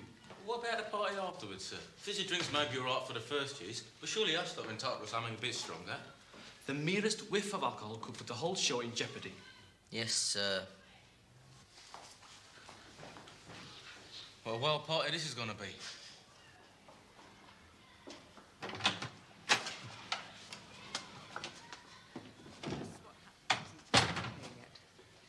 So I think it would be best if we kept this as quiet as possible at the moment. His condition is critical. So the fewer worries his parents have to contend with, the better. I'm sorry I'm late. I heard about the accident, but I wasn't told who was involved. Brownie, the chubby lad. It's all right, he won't hear you. He's in a coma. And what is that supposed to mean? The chubby lad. He was a fat nuisance yesterday. Yes, well, obviously the news has distressed us and we're all a bit tense. But that's all the more reason to keep the lid down on our emotions. Fortunately, we have the school review to take our minds off things. Yes. Why get all worked up about an accident when we've got a disaster looming up ahead of us? These must be the dummies for our number tomorrow night. Not bad, are they? Just look. Oh, Dummies, are they? I thought it was someone's grip. I've been talking to him for the last half hour. Yeah, I thought he weren't saying a lot. Hold up, here comes Roland's lunch. Ain't you heard about Roland? What about him? He got run over. Right off, was it? What? The car. Shut up, I think it's serious. So who's Roland then? First year. Oh, you know. No relation to yours, is it? No, he ain't. You in the school uniform number there? Yeah, that's right. Yeah, well, you're one short, broken foot or something. Here's your replacement.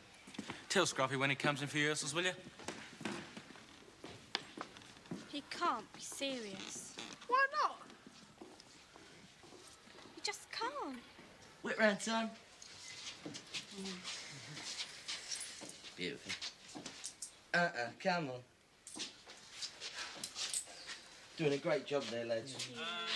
One and two and three and four and one and two and Beautiful, isn't it? four and one and two and three and four and one and two and three and four and one and Patterson, a touch more elegance. I'll leave out, sir. She ain't half a weight. Weight shouldn't enter into it. It's to do with techniques. Ballet dancers don't have any trouble lifting their partners. That's because the girls are all skinny. More like the blokes got some muscles in their arms. Yeah, well, I don't agree with all this men lifting up women anyway. Neither do I, Suzanne. But then why do it? Look, the song is, among other things, a parody of male-female stereotypes.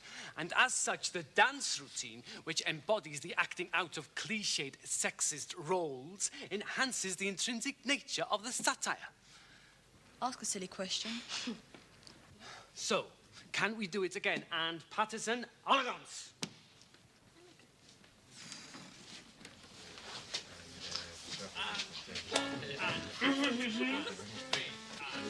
All right. Right, you get the money from the whip round, did you? Of course.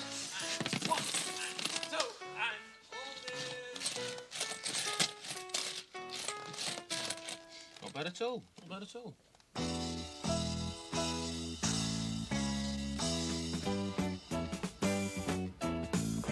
That's it. Lovely down-home bluesy sound. Reminiscent of Magnolia the Mint Julep.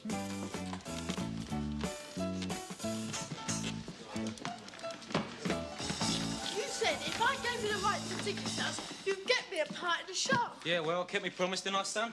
Yeah, but dancing with girls. Look, sort it out with Scruffy. See if you can change partners and dance one of the boys instead, right? Oh, very funny. Push off, eh, fatso? Look who's talking. Do you want a clap? Flip it, girl. It's a band. Get rid of him.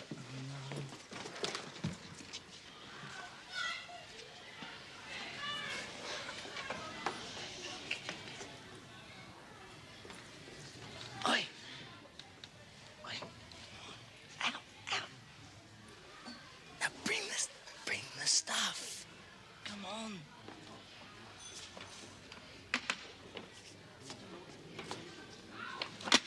What's happening here? Tucker said main all 4 o'clock. I know, but we thought the school band was practising in the music room. So where are we going to practice then? Well, the music room's free, isn't it?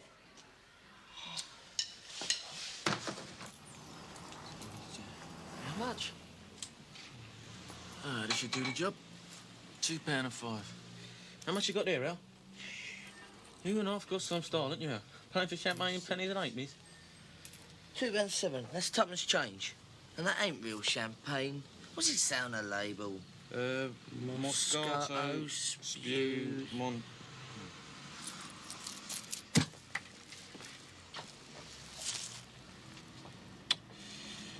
Are you going to buy that? Unless you're going to give it away. Over 18, are you? What do you think? Well, it's all there. Counted twice.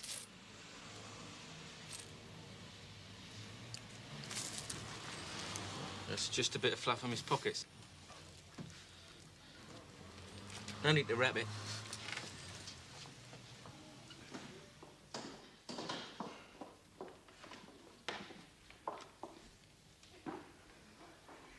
Any more stickers? There's no need to dress up for the party afterwards. It's only an informal affair. Do you know where Jenkins is, Tricia? Sounds like him now. Oh, no. Can anything else go wrong? What now? That's his idiot here, so he's knocked all the stuff over. What was that?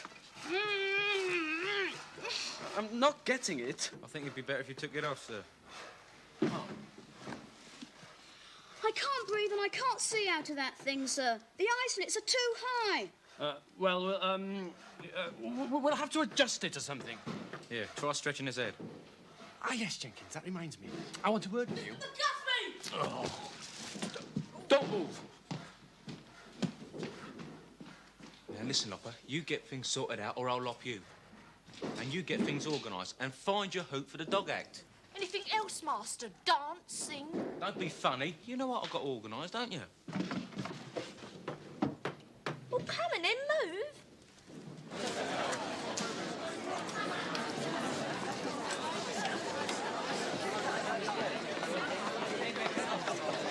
These guys, give me those. Just like to go to hands, thank you. Yes. Yeah. Thank you very much. Were you there?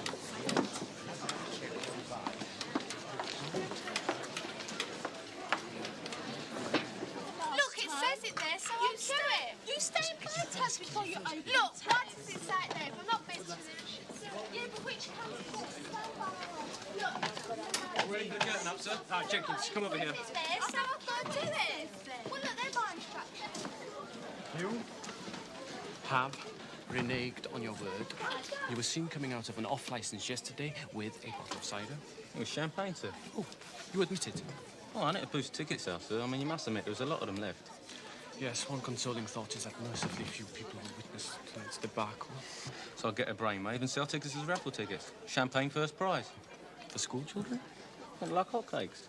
You are offering a bottle of champagne as first prize for school children? Well, it did the trick. Take a look outside.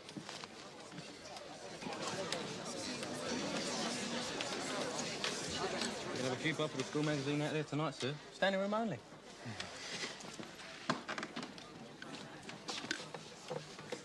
Where's he going? Ready, Precious? He's got an urgent appointment in the loo. House lights. Shh.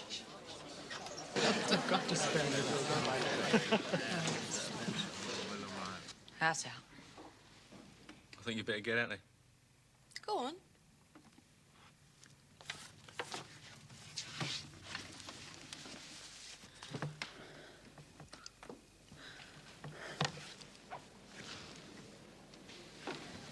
Good evening, everybody. We're glad you could come. But before we start, I'd like to introduce you to our school head. Well, as you can see, she doesn't look very happy because each night she's been troubled by a bad dream. Tell us about it, Precious.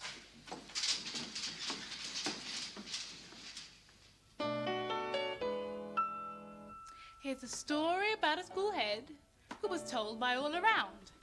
Children should be trussed up but not trusted. The only way to handle them is keep them out of bounds. One step over that line, make sure they're busted. She had a vision, which said it all, of a school run like a mission hall. All the pupils in their place and looking neat.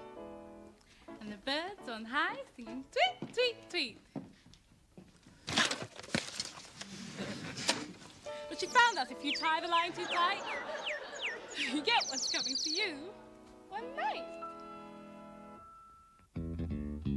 Those kids, they threw off their max and stopped that dream right in its tracks. The birds stepped up those decibels when they saw these Jezebels and fell out of the trees as they walked by. Was a sight to make your eyeballs fry. As they high-stepped around that old schoolyard, they looked bad and coming on hard. Well, they sang, ooh, hoochie coochie, my jeans by Ferrucci and my lips are skinny gash. Education! That's trash, ain't got time for what you teach. Don't bother trying to preach. Yeah, shimmy, shimmy, just gimme a good time, cause I'm out of your reach. We ain't at all concerned with books since we got hung up on our looks. You can slap your old conventions down in permanent detentions. If it looks good, you just wear it. It'll feel good, Lord, I swear it. To hell with discipline. You can't stick that in the bin.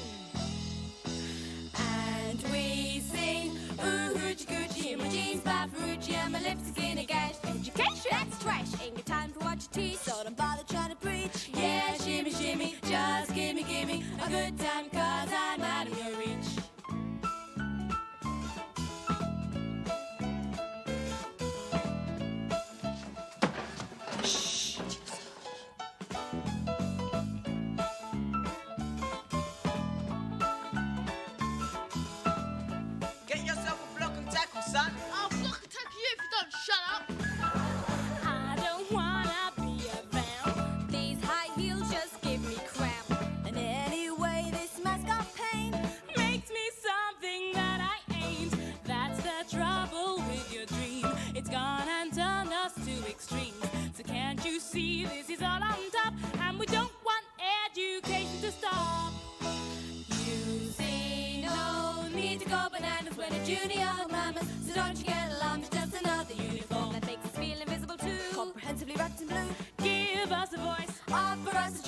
your nightmare never will come true.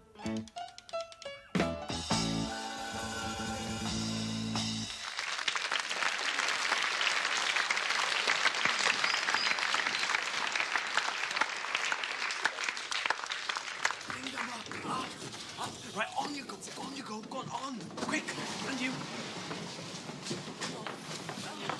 Did you see Liz's face? Well done,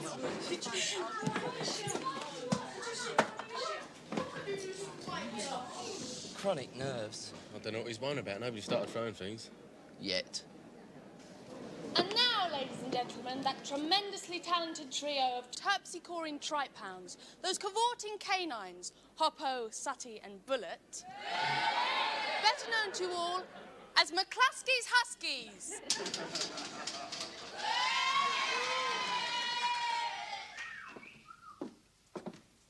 Well, come along then, Hoppo. Walking.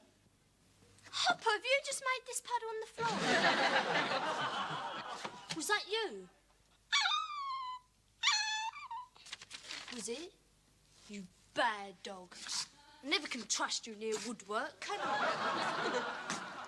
Who's done this? Sutty, have you just ruined another school magazine? Don't try and get round me. I expect that sort of behaviour from Bullet. We all know he's a bit of a madcap where balls are concerned. Leave. Bullet! Drop it! Bullet! Leave.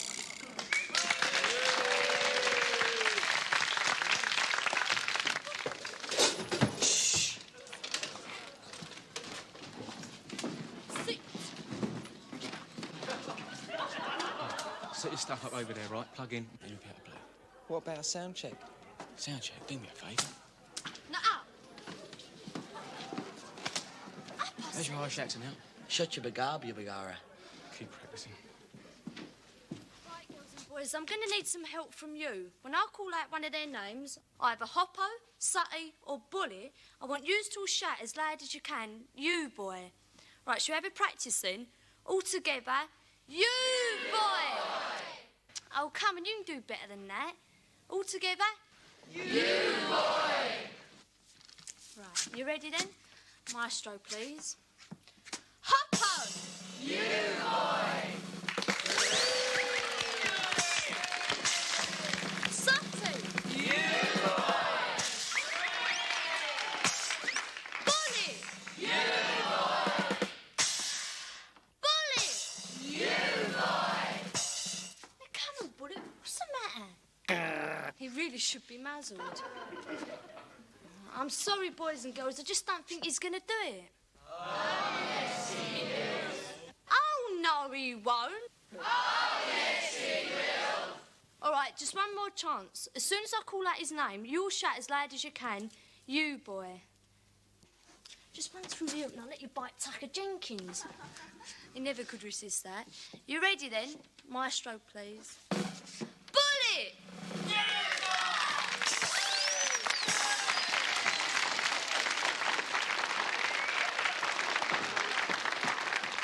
No one's walked out yet. Well done, Fisher. Well done. Come on, off you get. On you get. Plenty of action. Come on, go, go. Come on, come on, come on, come on, come on. Oh, must be a good sign. Stand by lights. Mustn't it? What? Our next sketch is a variation of a story well known to you all. Our tale is called What the Dickens, or Oliver with a Twist. It is a story of vandalism on a truly horrendous scale. Up and down the country, devastation was rife, and educational establishments were laid waste as nothing escaped the voracious appetite of the lopper.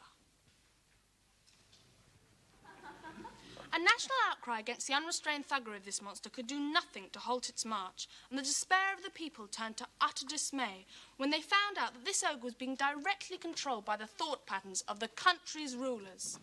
Yes, he only cuts where we tell it, said a government spokesperson. No need to panic, though. You can actually patch up the damage if you follow another of our philosophies, which is...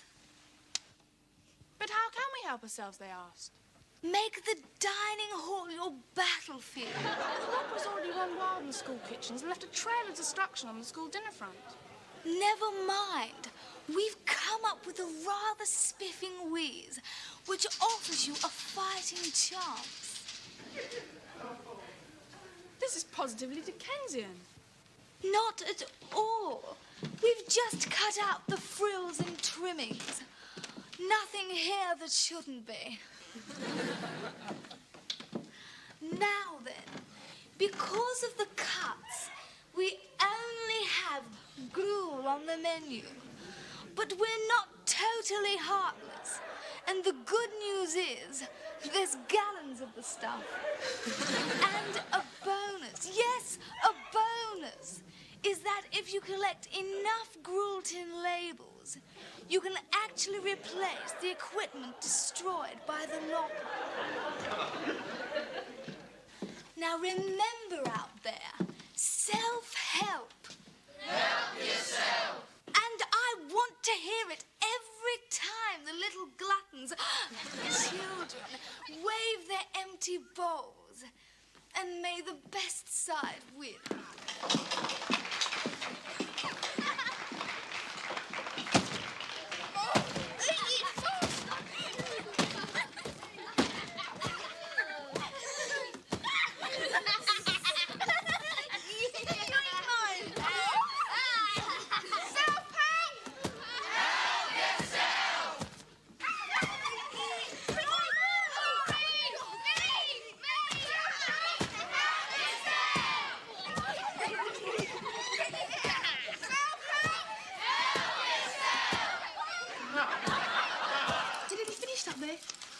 I'll do.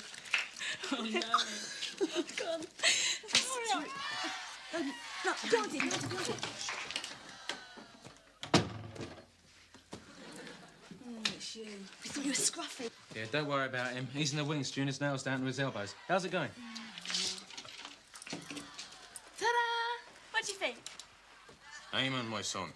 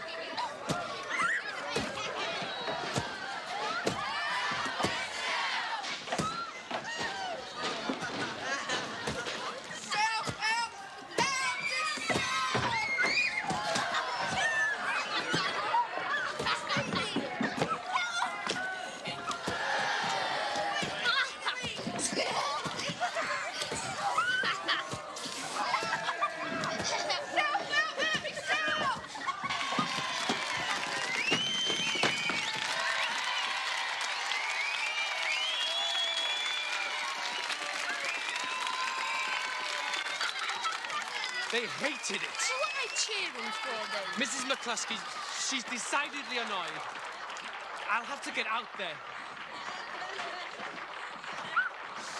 Where's Tucker? I don't know, but he'd better hurry out and get it before Scruffy makes it any worse.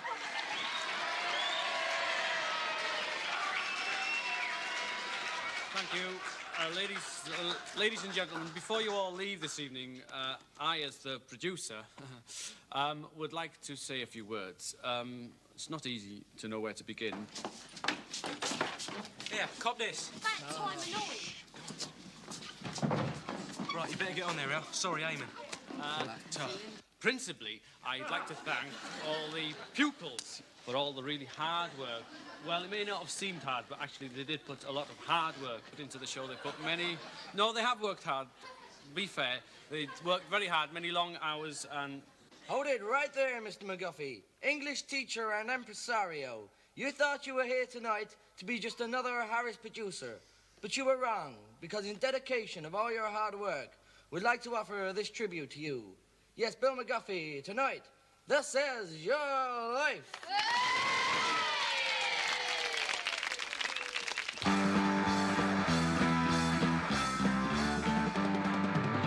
I remember September when a stranger came to school. The state of his appearance looked like outside interference and he looked totally uncool. His trousers hung like concertinas as he wandered in between us, and so close was their sheen that with that conspection you could see your own reflections in the back. So if you know what I mean. Yes, it was strange, being of Grange, not a master of urban chic. But he seems a little denser, reason that is intense, and he likes to think before he speaks. Have a meant to stop a kill, but you know he never will, cause he finds that all are fine. Sense of fashion is about nil, but he's got a well-stocked mind. His problems with communication brought his close to desperation, and he sounded quite marble. As he struggled to keep up what he was trying to say, we wondered if he'd lost all his marbles. He started through the years, scrambled his head full of ideas to the point of overflow. What is getting through to others to start up all the bother, and it takes a day to say hello. When it comes to organising, it's not all that surprising to discover that he weren't all there. Cause Bill is quite informal for him, what is quite normal, and the others go absolutely spare. But taking on the old, he's never lost control, so remember it's only his way. Whenever there's a time for you, you'll always find he's there, and because of that we'd all like to say, alright, he's Grange, Bill of Grange, not a master of urban chic. But they make him out of road, cause his clothes are not a vogue, yes, he's not a touch unique. So here's the message to you all out there who still feel inclined to doubt him. Everyone up there is very, very glad we couldn't do the show without him, alright!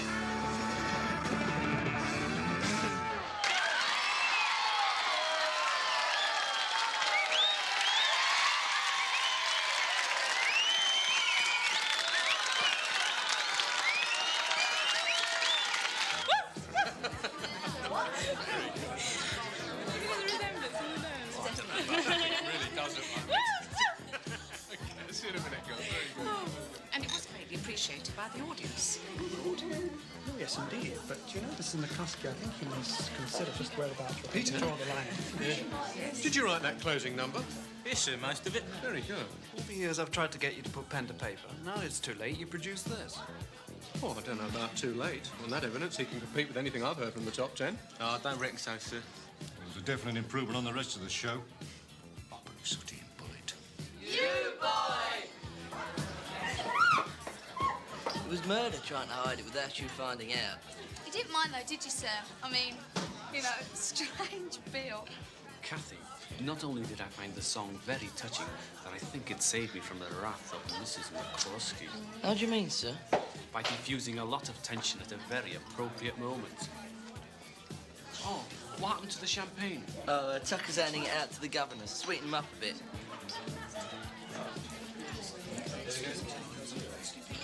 But the raffle prize? Oh, Tucker won that, sir. Did he? Oh, well, I suppose it all makes for a happy ending.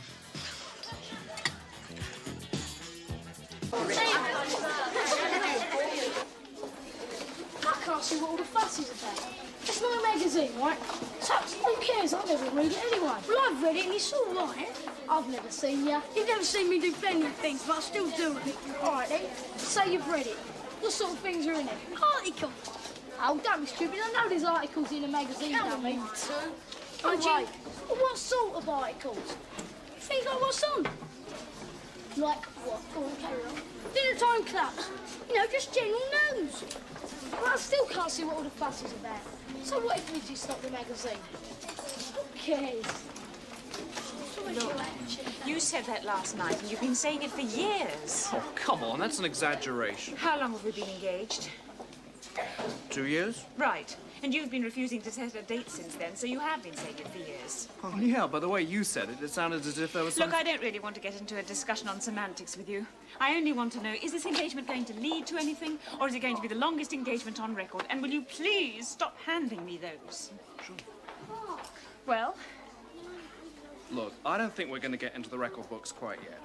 I think the current holders have been going about 40 years. Yes, and if things went your way, so would we. Oh, look, Terry... Were you listening, Annette? No, sir. No, you better not have been either. Now, go on, in you go.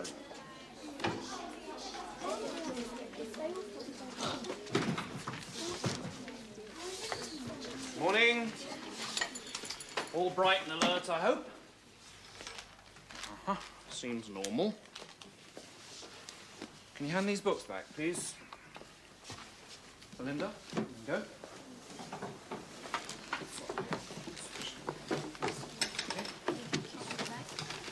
I don't think I should be taking any notes of this class, sir. Why not?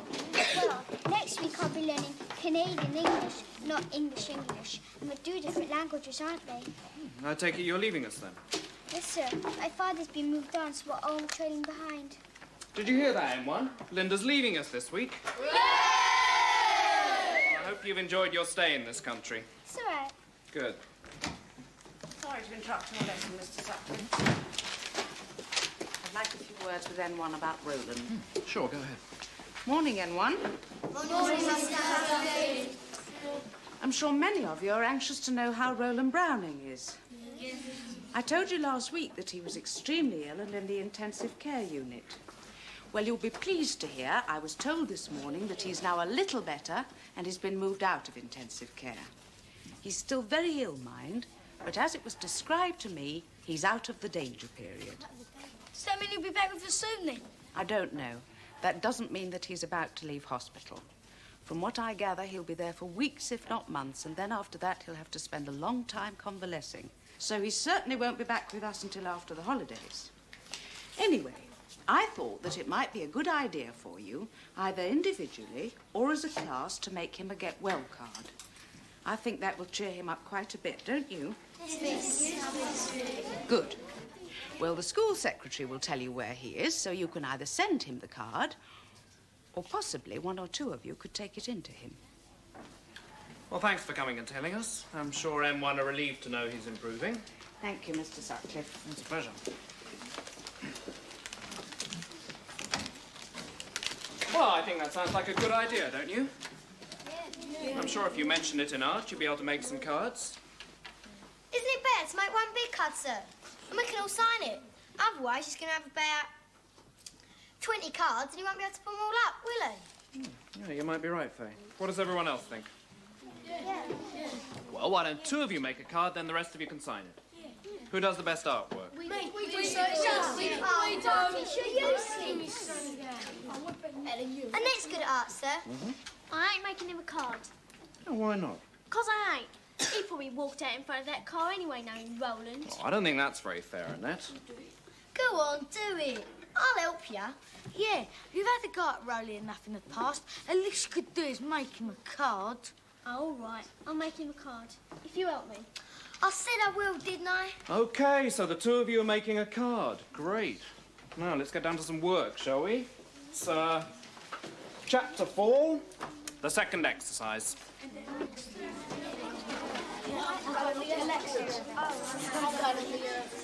Scramble. Why didn't you tell us she was leaving? I didn't know till the weekend. Can they move it back for a week's notice? Well, my dad thought we were only going to stay for a couple of weeks, and then he found out it was 6 months, so we're all moving on.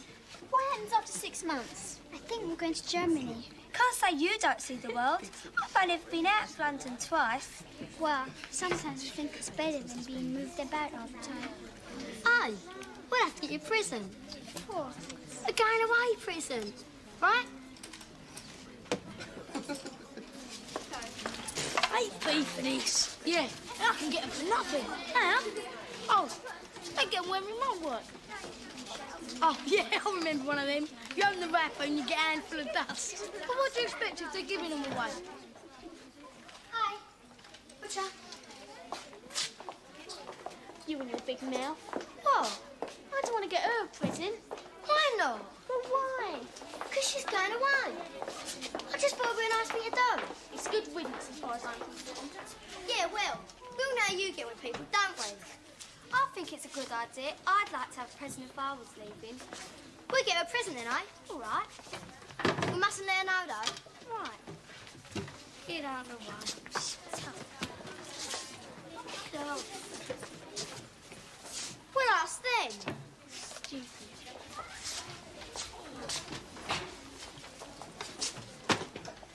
We're buying a present for Belinda. Going away present. You going to put any money in? No, I'm skinny. What are you doing that for anyway? Because she's going away. It's the going away present. Get it? Well, what's the matter with goodbye? Yeah, it's definitely cheaper. Yeah. Come on. We'd do it if it was you who was going away. No, you wouldn't. He's right. We'd pay him to go, wouldn't we? Come on. 10p to do. That's all I've got. Well, that's all we're asking for. You'll be the only two in the class who ain't put any money in. Who has then? Everyone. Yeah. Thanks. Jonah? You've got us there. 10p a person. Come on, cough up, I had to. This is blackmail.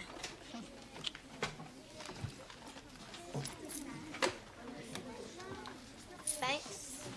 Right. I'm saving that for next after school. Well, now we'll have to watch the others play, won't we? Hey, got it. Got what? Come on. Oi, I forgot to tell you, we're making a collection too. Who for? Roland, to go with his car. I don't believe you. Look, ask him. Yeah. I won't believe anything he said. Look, it's the truth, right? So come on, cough up.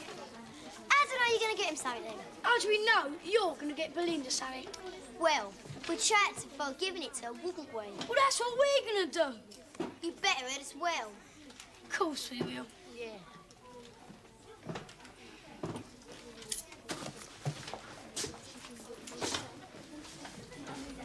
There you go, son. Got our money back. How'd you work that out? It's in my hand, isn't it? Yeah, but what about them seeing the present? I didn't forget that. Yeah, but you know what they're like. They go and tell somebody. If they do, we'll give them their money back. Right, so what have we gained? Look, don't keep asking questions. I don't know. It was your idea. It seemed a good idea at the time, all right? You're stupid sometimes. Now we've got to go and make a collection for Roland, ain't we? I'm going to go and give the money back. Don't be stupid. That would make us look a right pair of morons, that would. Anyway, don't sound like a bad idea, does it? Roland's really took a lot of stick from us in the past, and this will make up for him, this will. It sounds like aggravation to me. Yeah, what you got us into. Collection for Rowley, then. Yes, you'd better put him through, Janet. Hello, Mr. Browning. I heard from the hospital this morning. Yes, I'm very relieved to hear it. Well, why not? Anything in particular? Yes, as you know, we've been very concerned as well. Perhaps a meeting and a chat would be a good idea. Thursday is fine for me. I'd prefer the afternoon. Good. Thank you for ringing. Goodbye. I keep saying it, Terry. I just don't want us to rush into things. Who said anything about rushing?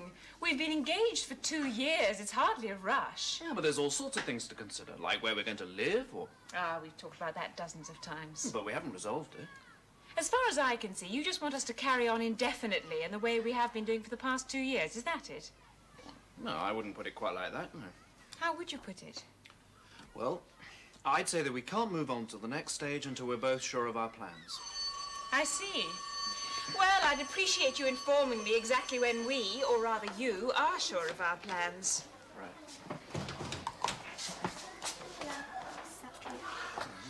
We're making a collection for Belinda for a going away present. Do you want to put any money in? Ask Mr. Sutcliffe, will you? He makes all the decisions.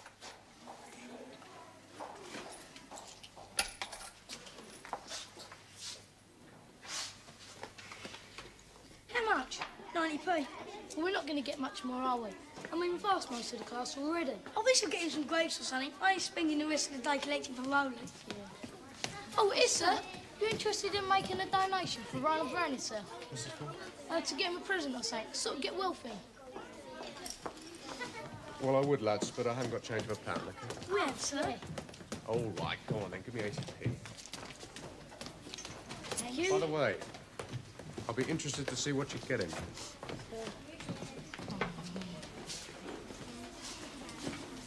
How much now? What I said last time, plus 20. What did you say? Forgotten? Yeah, £1.10. All right, Black. Here, that's not my money. Not Sonny. Oh, come on, give it back. It's not mine. Don't miss it then, will you? Yeah, it's a present for Roland Browning. A fat boy. Yeah. He won't mind you giving it me. He owes me it anyway. Grandpa! You that case or something, you'll plaster all over the walls. Well, what are you going to do then?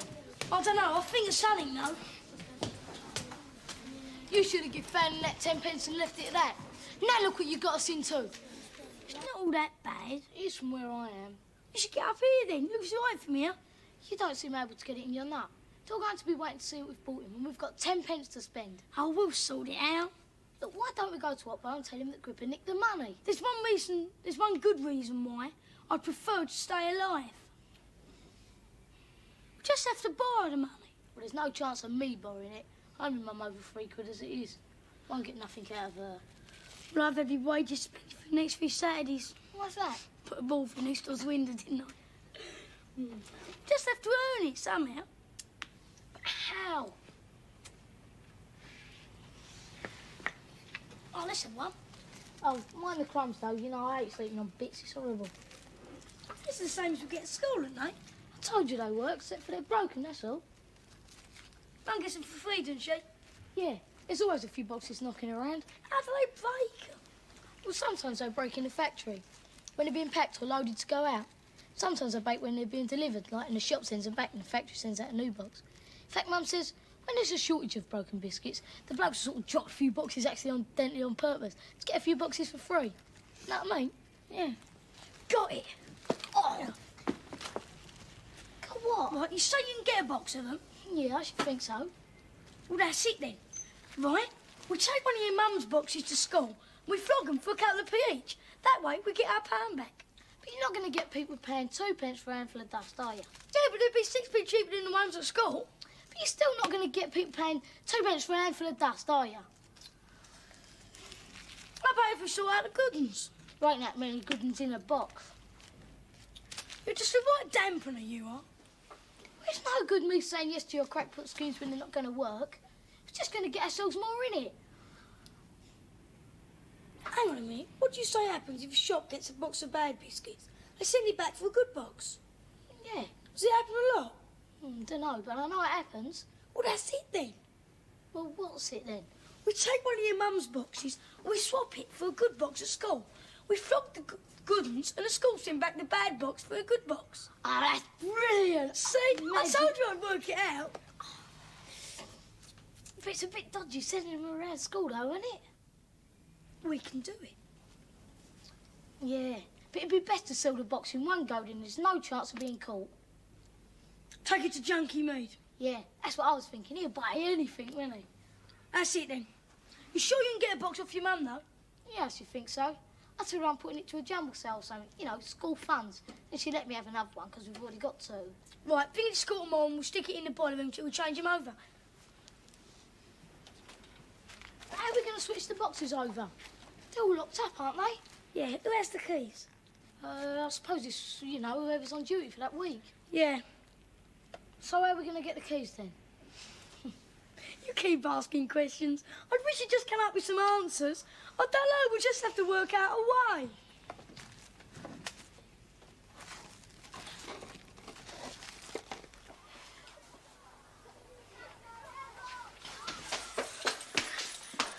Say, the secretary fell for you doing the errand for Mr. Hotwood. She would have, but she didn't. What's that supposed to mean? She wasn't there, so I just took the keys off the keyboard. Oh, nice trays.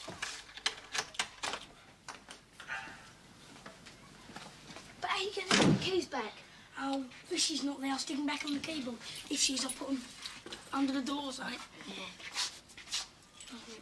Here they are. Come then, let's get these to the boiler room. Okay.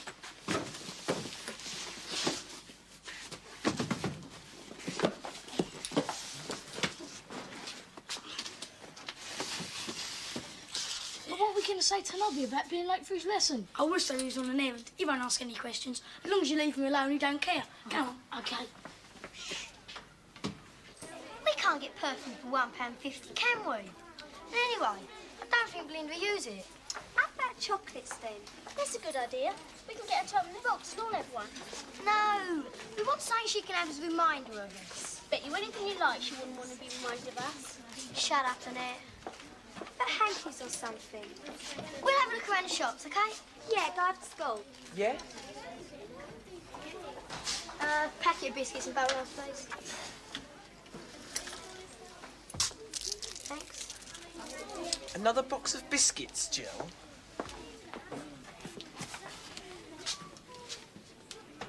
think we ought to take a walk. Yeah, good idea. I don't think that's my decision, Mr. Browning. In view of the circumstances, I would say it's entirely up to you, your wife, and Roland if he comes back to us or goes to another school. Just let me say that, of course, we'd have him back, but I would understand if you wanted him to try somewhere else. Well, look, I'm not blaming the school or anything like that. I mean, it's any place with him, isn't it? He's just got to buck up and face the ball. Yes, I agree. He's very young for his age, and that doesn't help with all his other problems. Well, I don't want him to go to Rodney Bennett or somewhere and have to start this all over again. I mean, we can't take much more of this, can we? The wife's been under the doctor. I've hardly been into work. Well, I'm sure if he came back to us, things would be a little easier for him. We'd all be watching out for him. Well, that's settled then. Once he's fit and well, he comes back here. That's fine. Is he still progressing? Oh, he seems all right. The doctors are pleased with him. And how's he feeling? I mean, not just physically. Is he He's worried? all right. He's quite happy to sit back, watch the box, let the nurses make a fuss of him. Well, Just tell me one thing before you go, Mr. Browning. It was an accident, wasn't it? yeah, of course it was. Nobody walks in front of a car like that on purpose, do they? No, I'd hope not. Well, thank you for coming. Right. Right.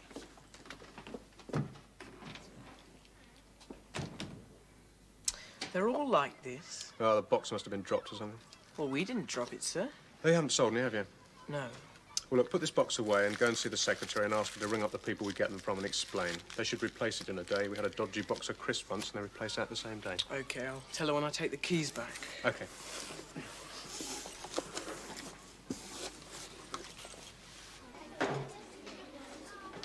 Morning, miss. Morning. Good morning. Miss. Good morning.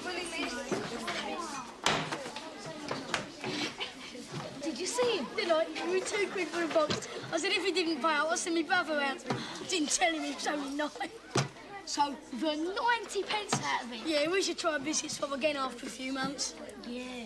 Quickly now, N1. Can I have some quiet? We haven't got much time before assembly, and Faye would like to say something. Faye?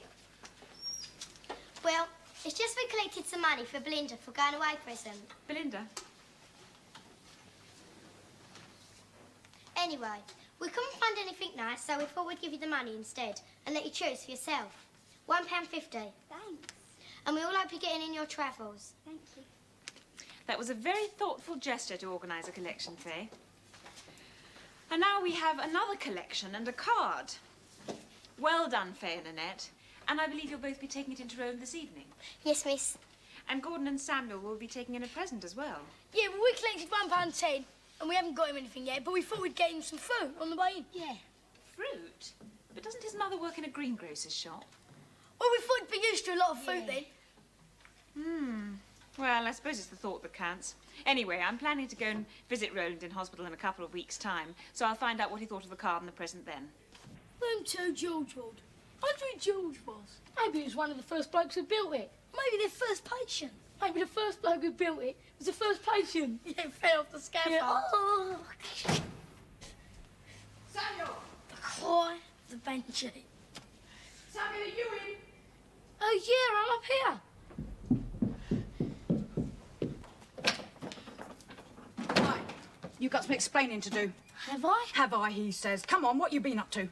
Nothing. Don't you stare at me, all innocent boy, or I'll smack you so hard you'll come round next Christmas. What are you talking about, Mum? You get on home, Gordon. No, maybe you better stay where you are. You are probably in this together, you normally are. Right, I nearly lost my job today, and I can't afford to lose my job. You understand that? What have I done? I gave you those biscuits for a jumble sale. That's what you told me. So how come they end up back at the factory as a return box? Well, come on, Al. I don't know. Well, if you don't, who does? You know, I had to give them £9 for that box, and then I had to do some fast talking in order to keep my job. Made myself look a right idiot in front of everybody. How did they trace it back to you? There's a code on the boxes, ain't there? And when we get one for free, we have to book it out against our name. Oh, no. Oh, yes, son. So, what happened? Well, it was all a bit of a mix-up, Mrs. Maguire. Yeah, well, it would have to have been, wouldn't it? What kind of a mix-up? Well, the jumble box got mixed up with a good box at school. So what'd you do with the other box? Samuel? Flogged it. Oh, surprise, surprise. Where's the money?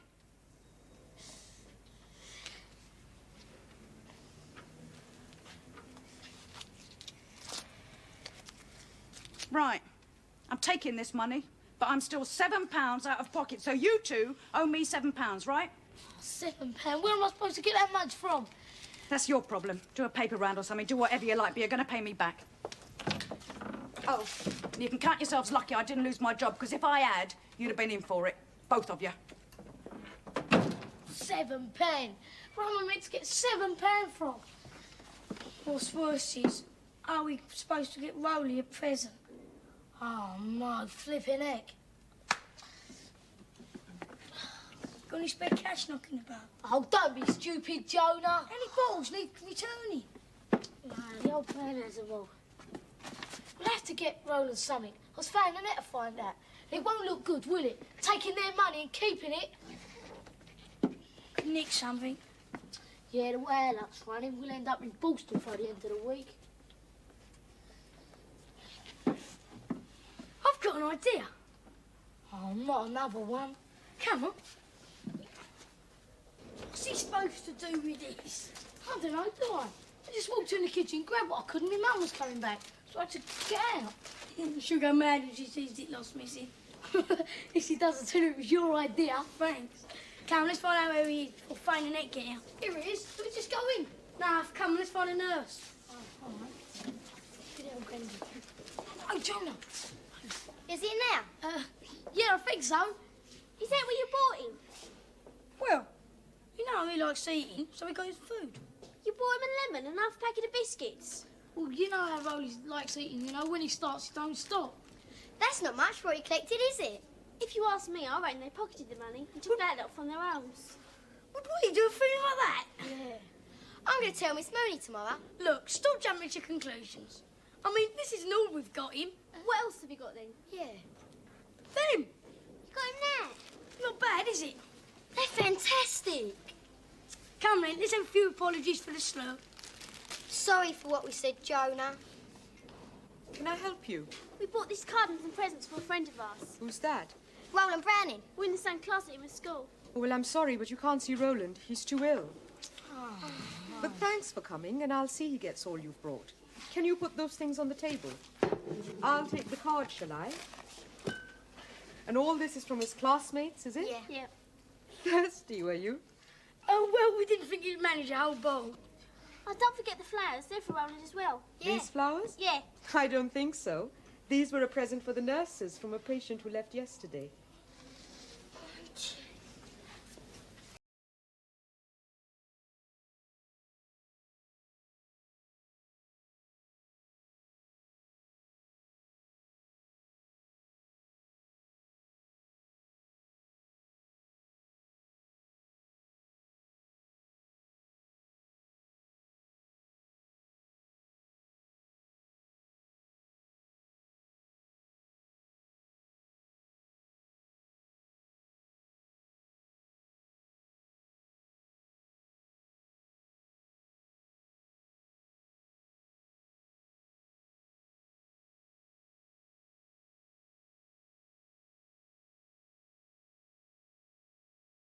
Hôm nay mình sẽ hướng dẫn các bạn làm bài tập câu 1 và câu 2 của bài đọc 3 nhà bác học Newton.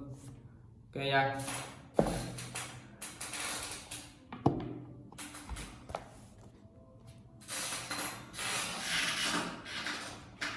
Nhà bác học Newton.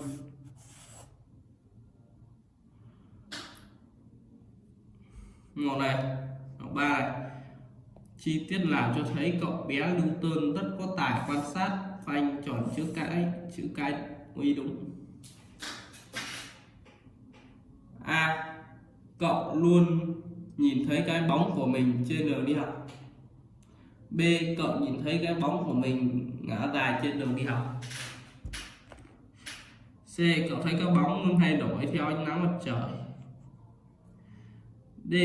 Về nhà cậu làm ngay một chiếc đồng hồ dựa vào bóng nắng. Rất có tài quan sát à. Thì ý D là mình nghĩ là sai chắc rồi. Còn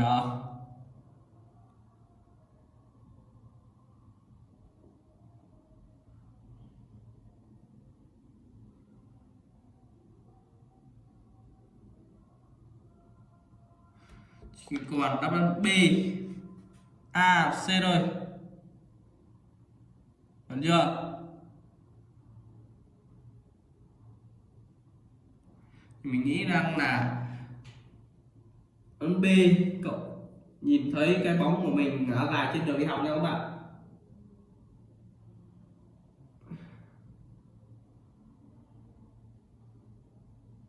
Thấy chưa?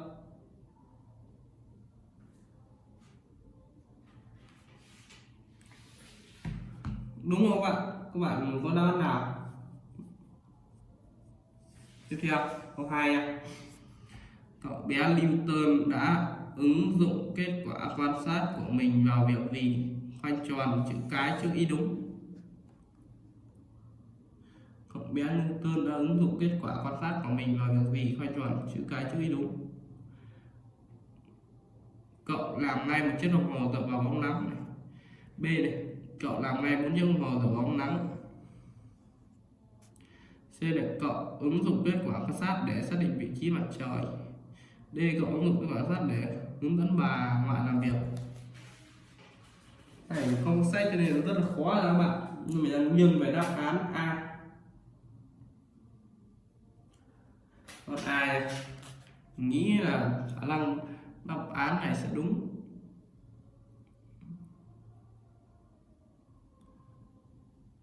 A nha các bạn. Rồi, các bạn xong, béo bạn.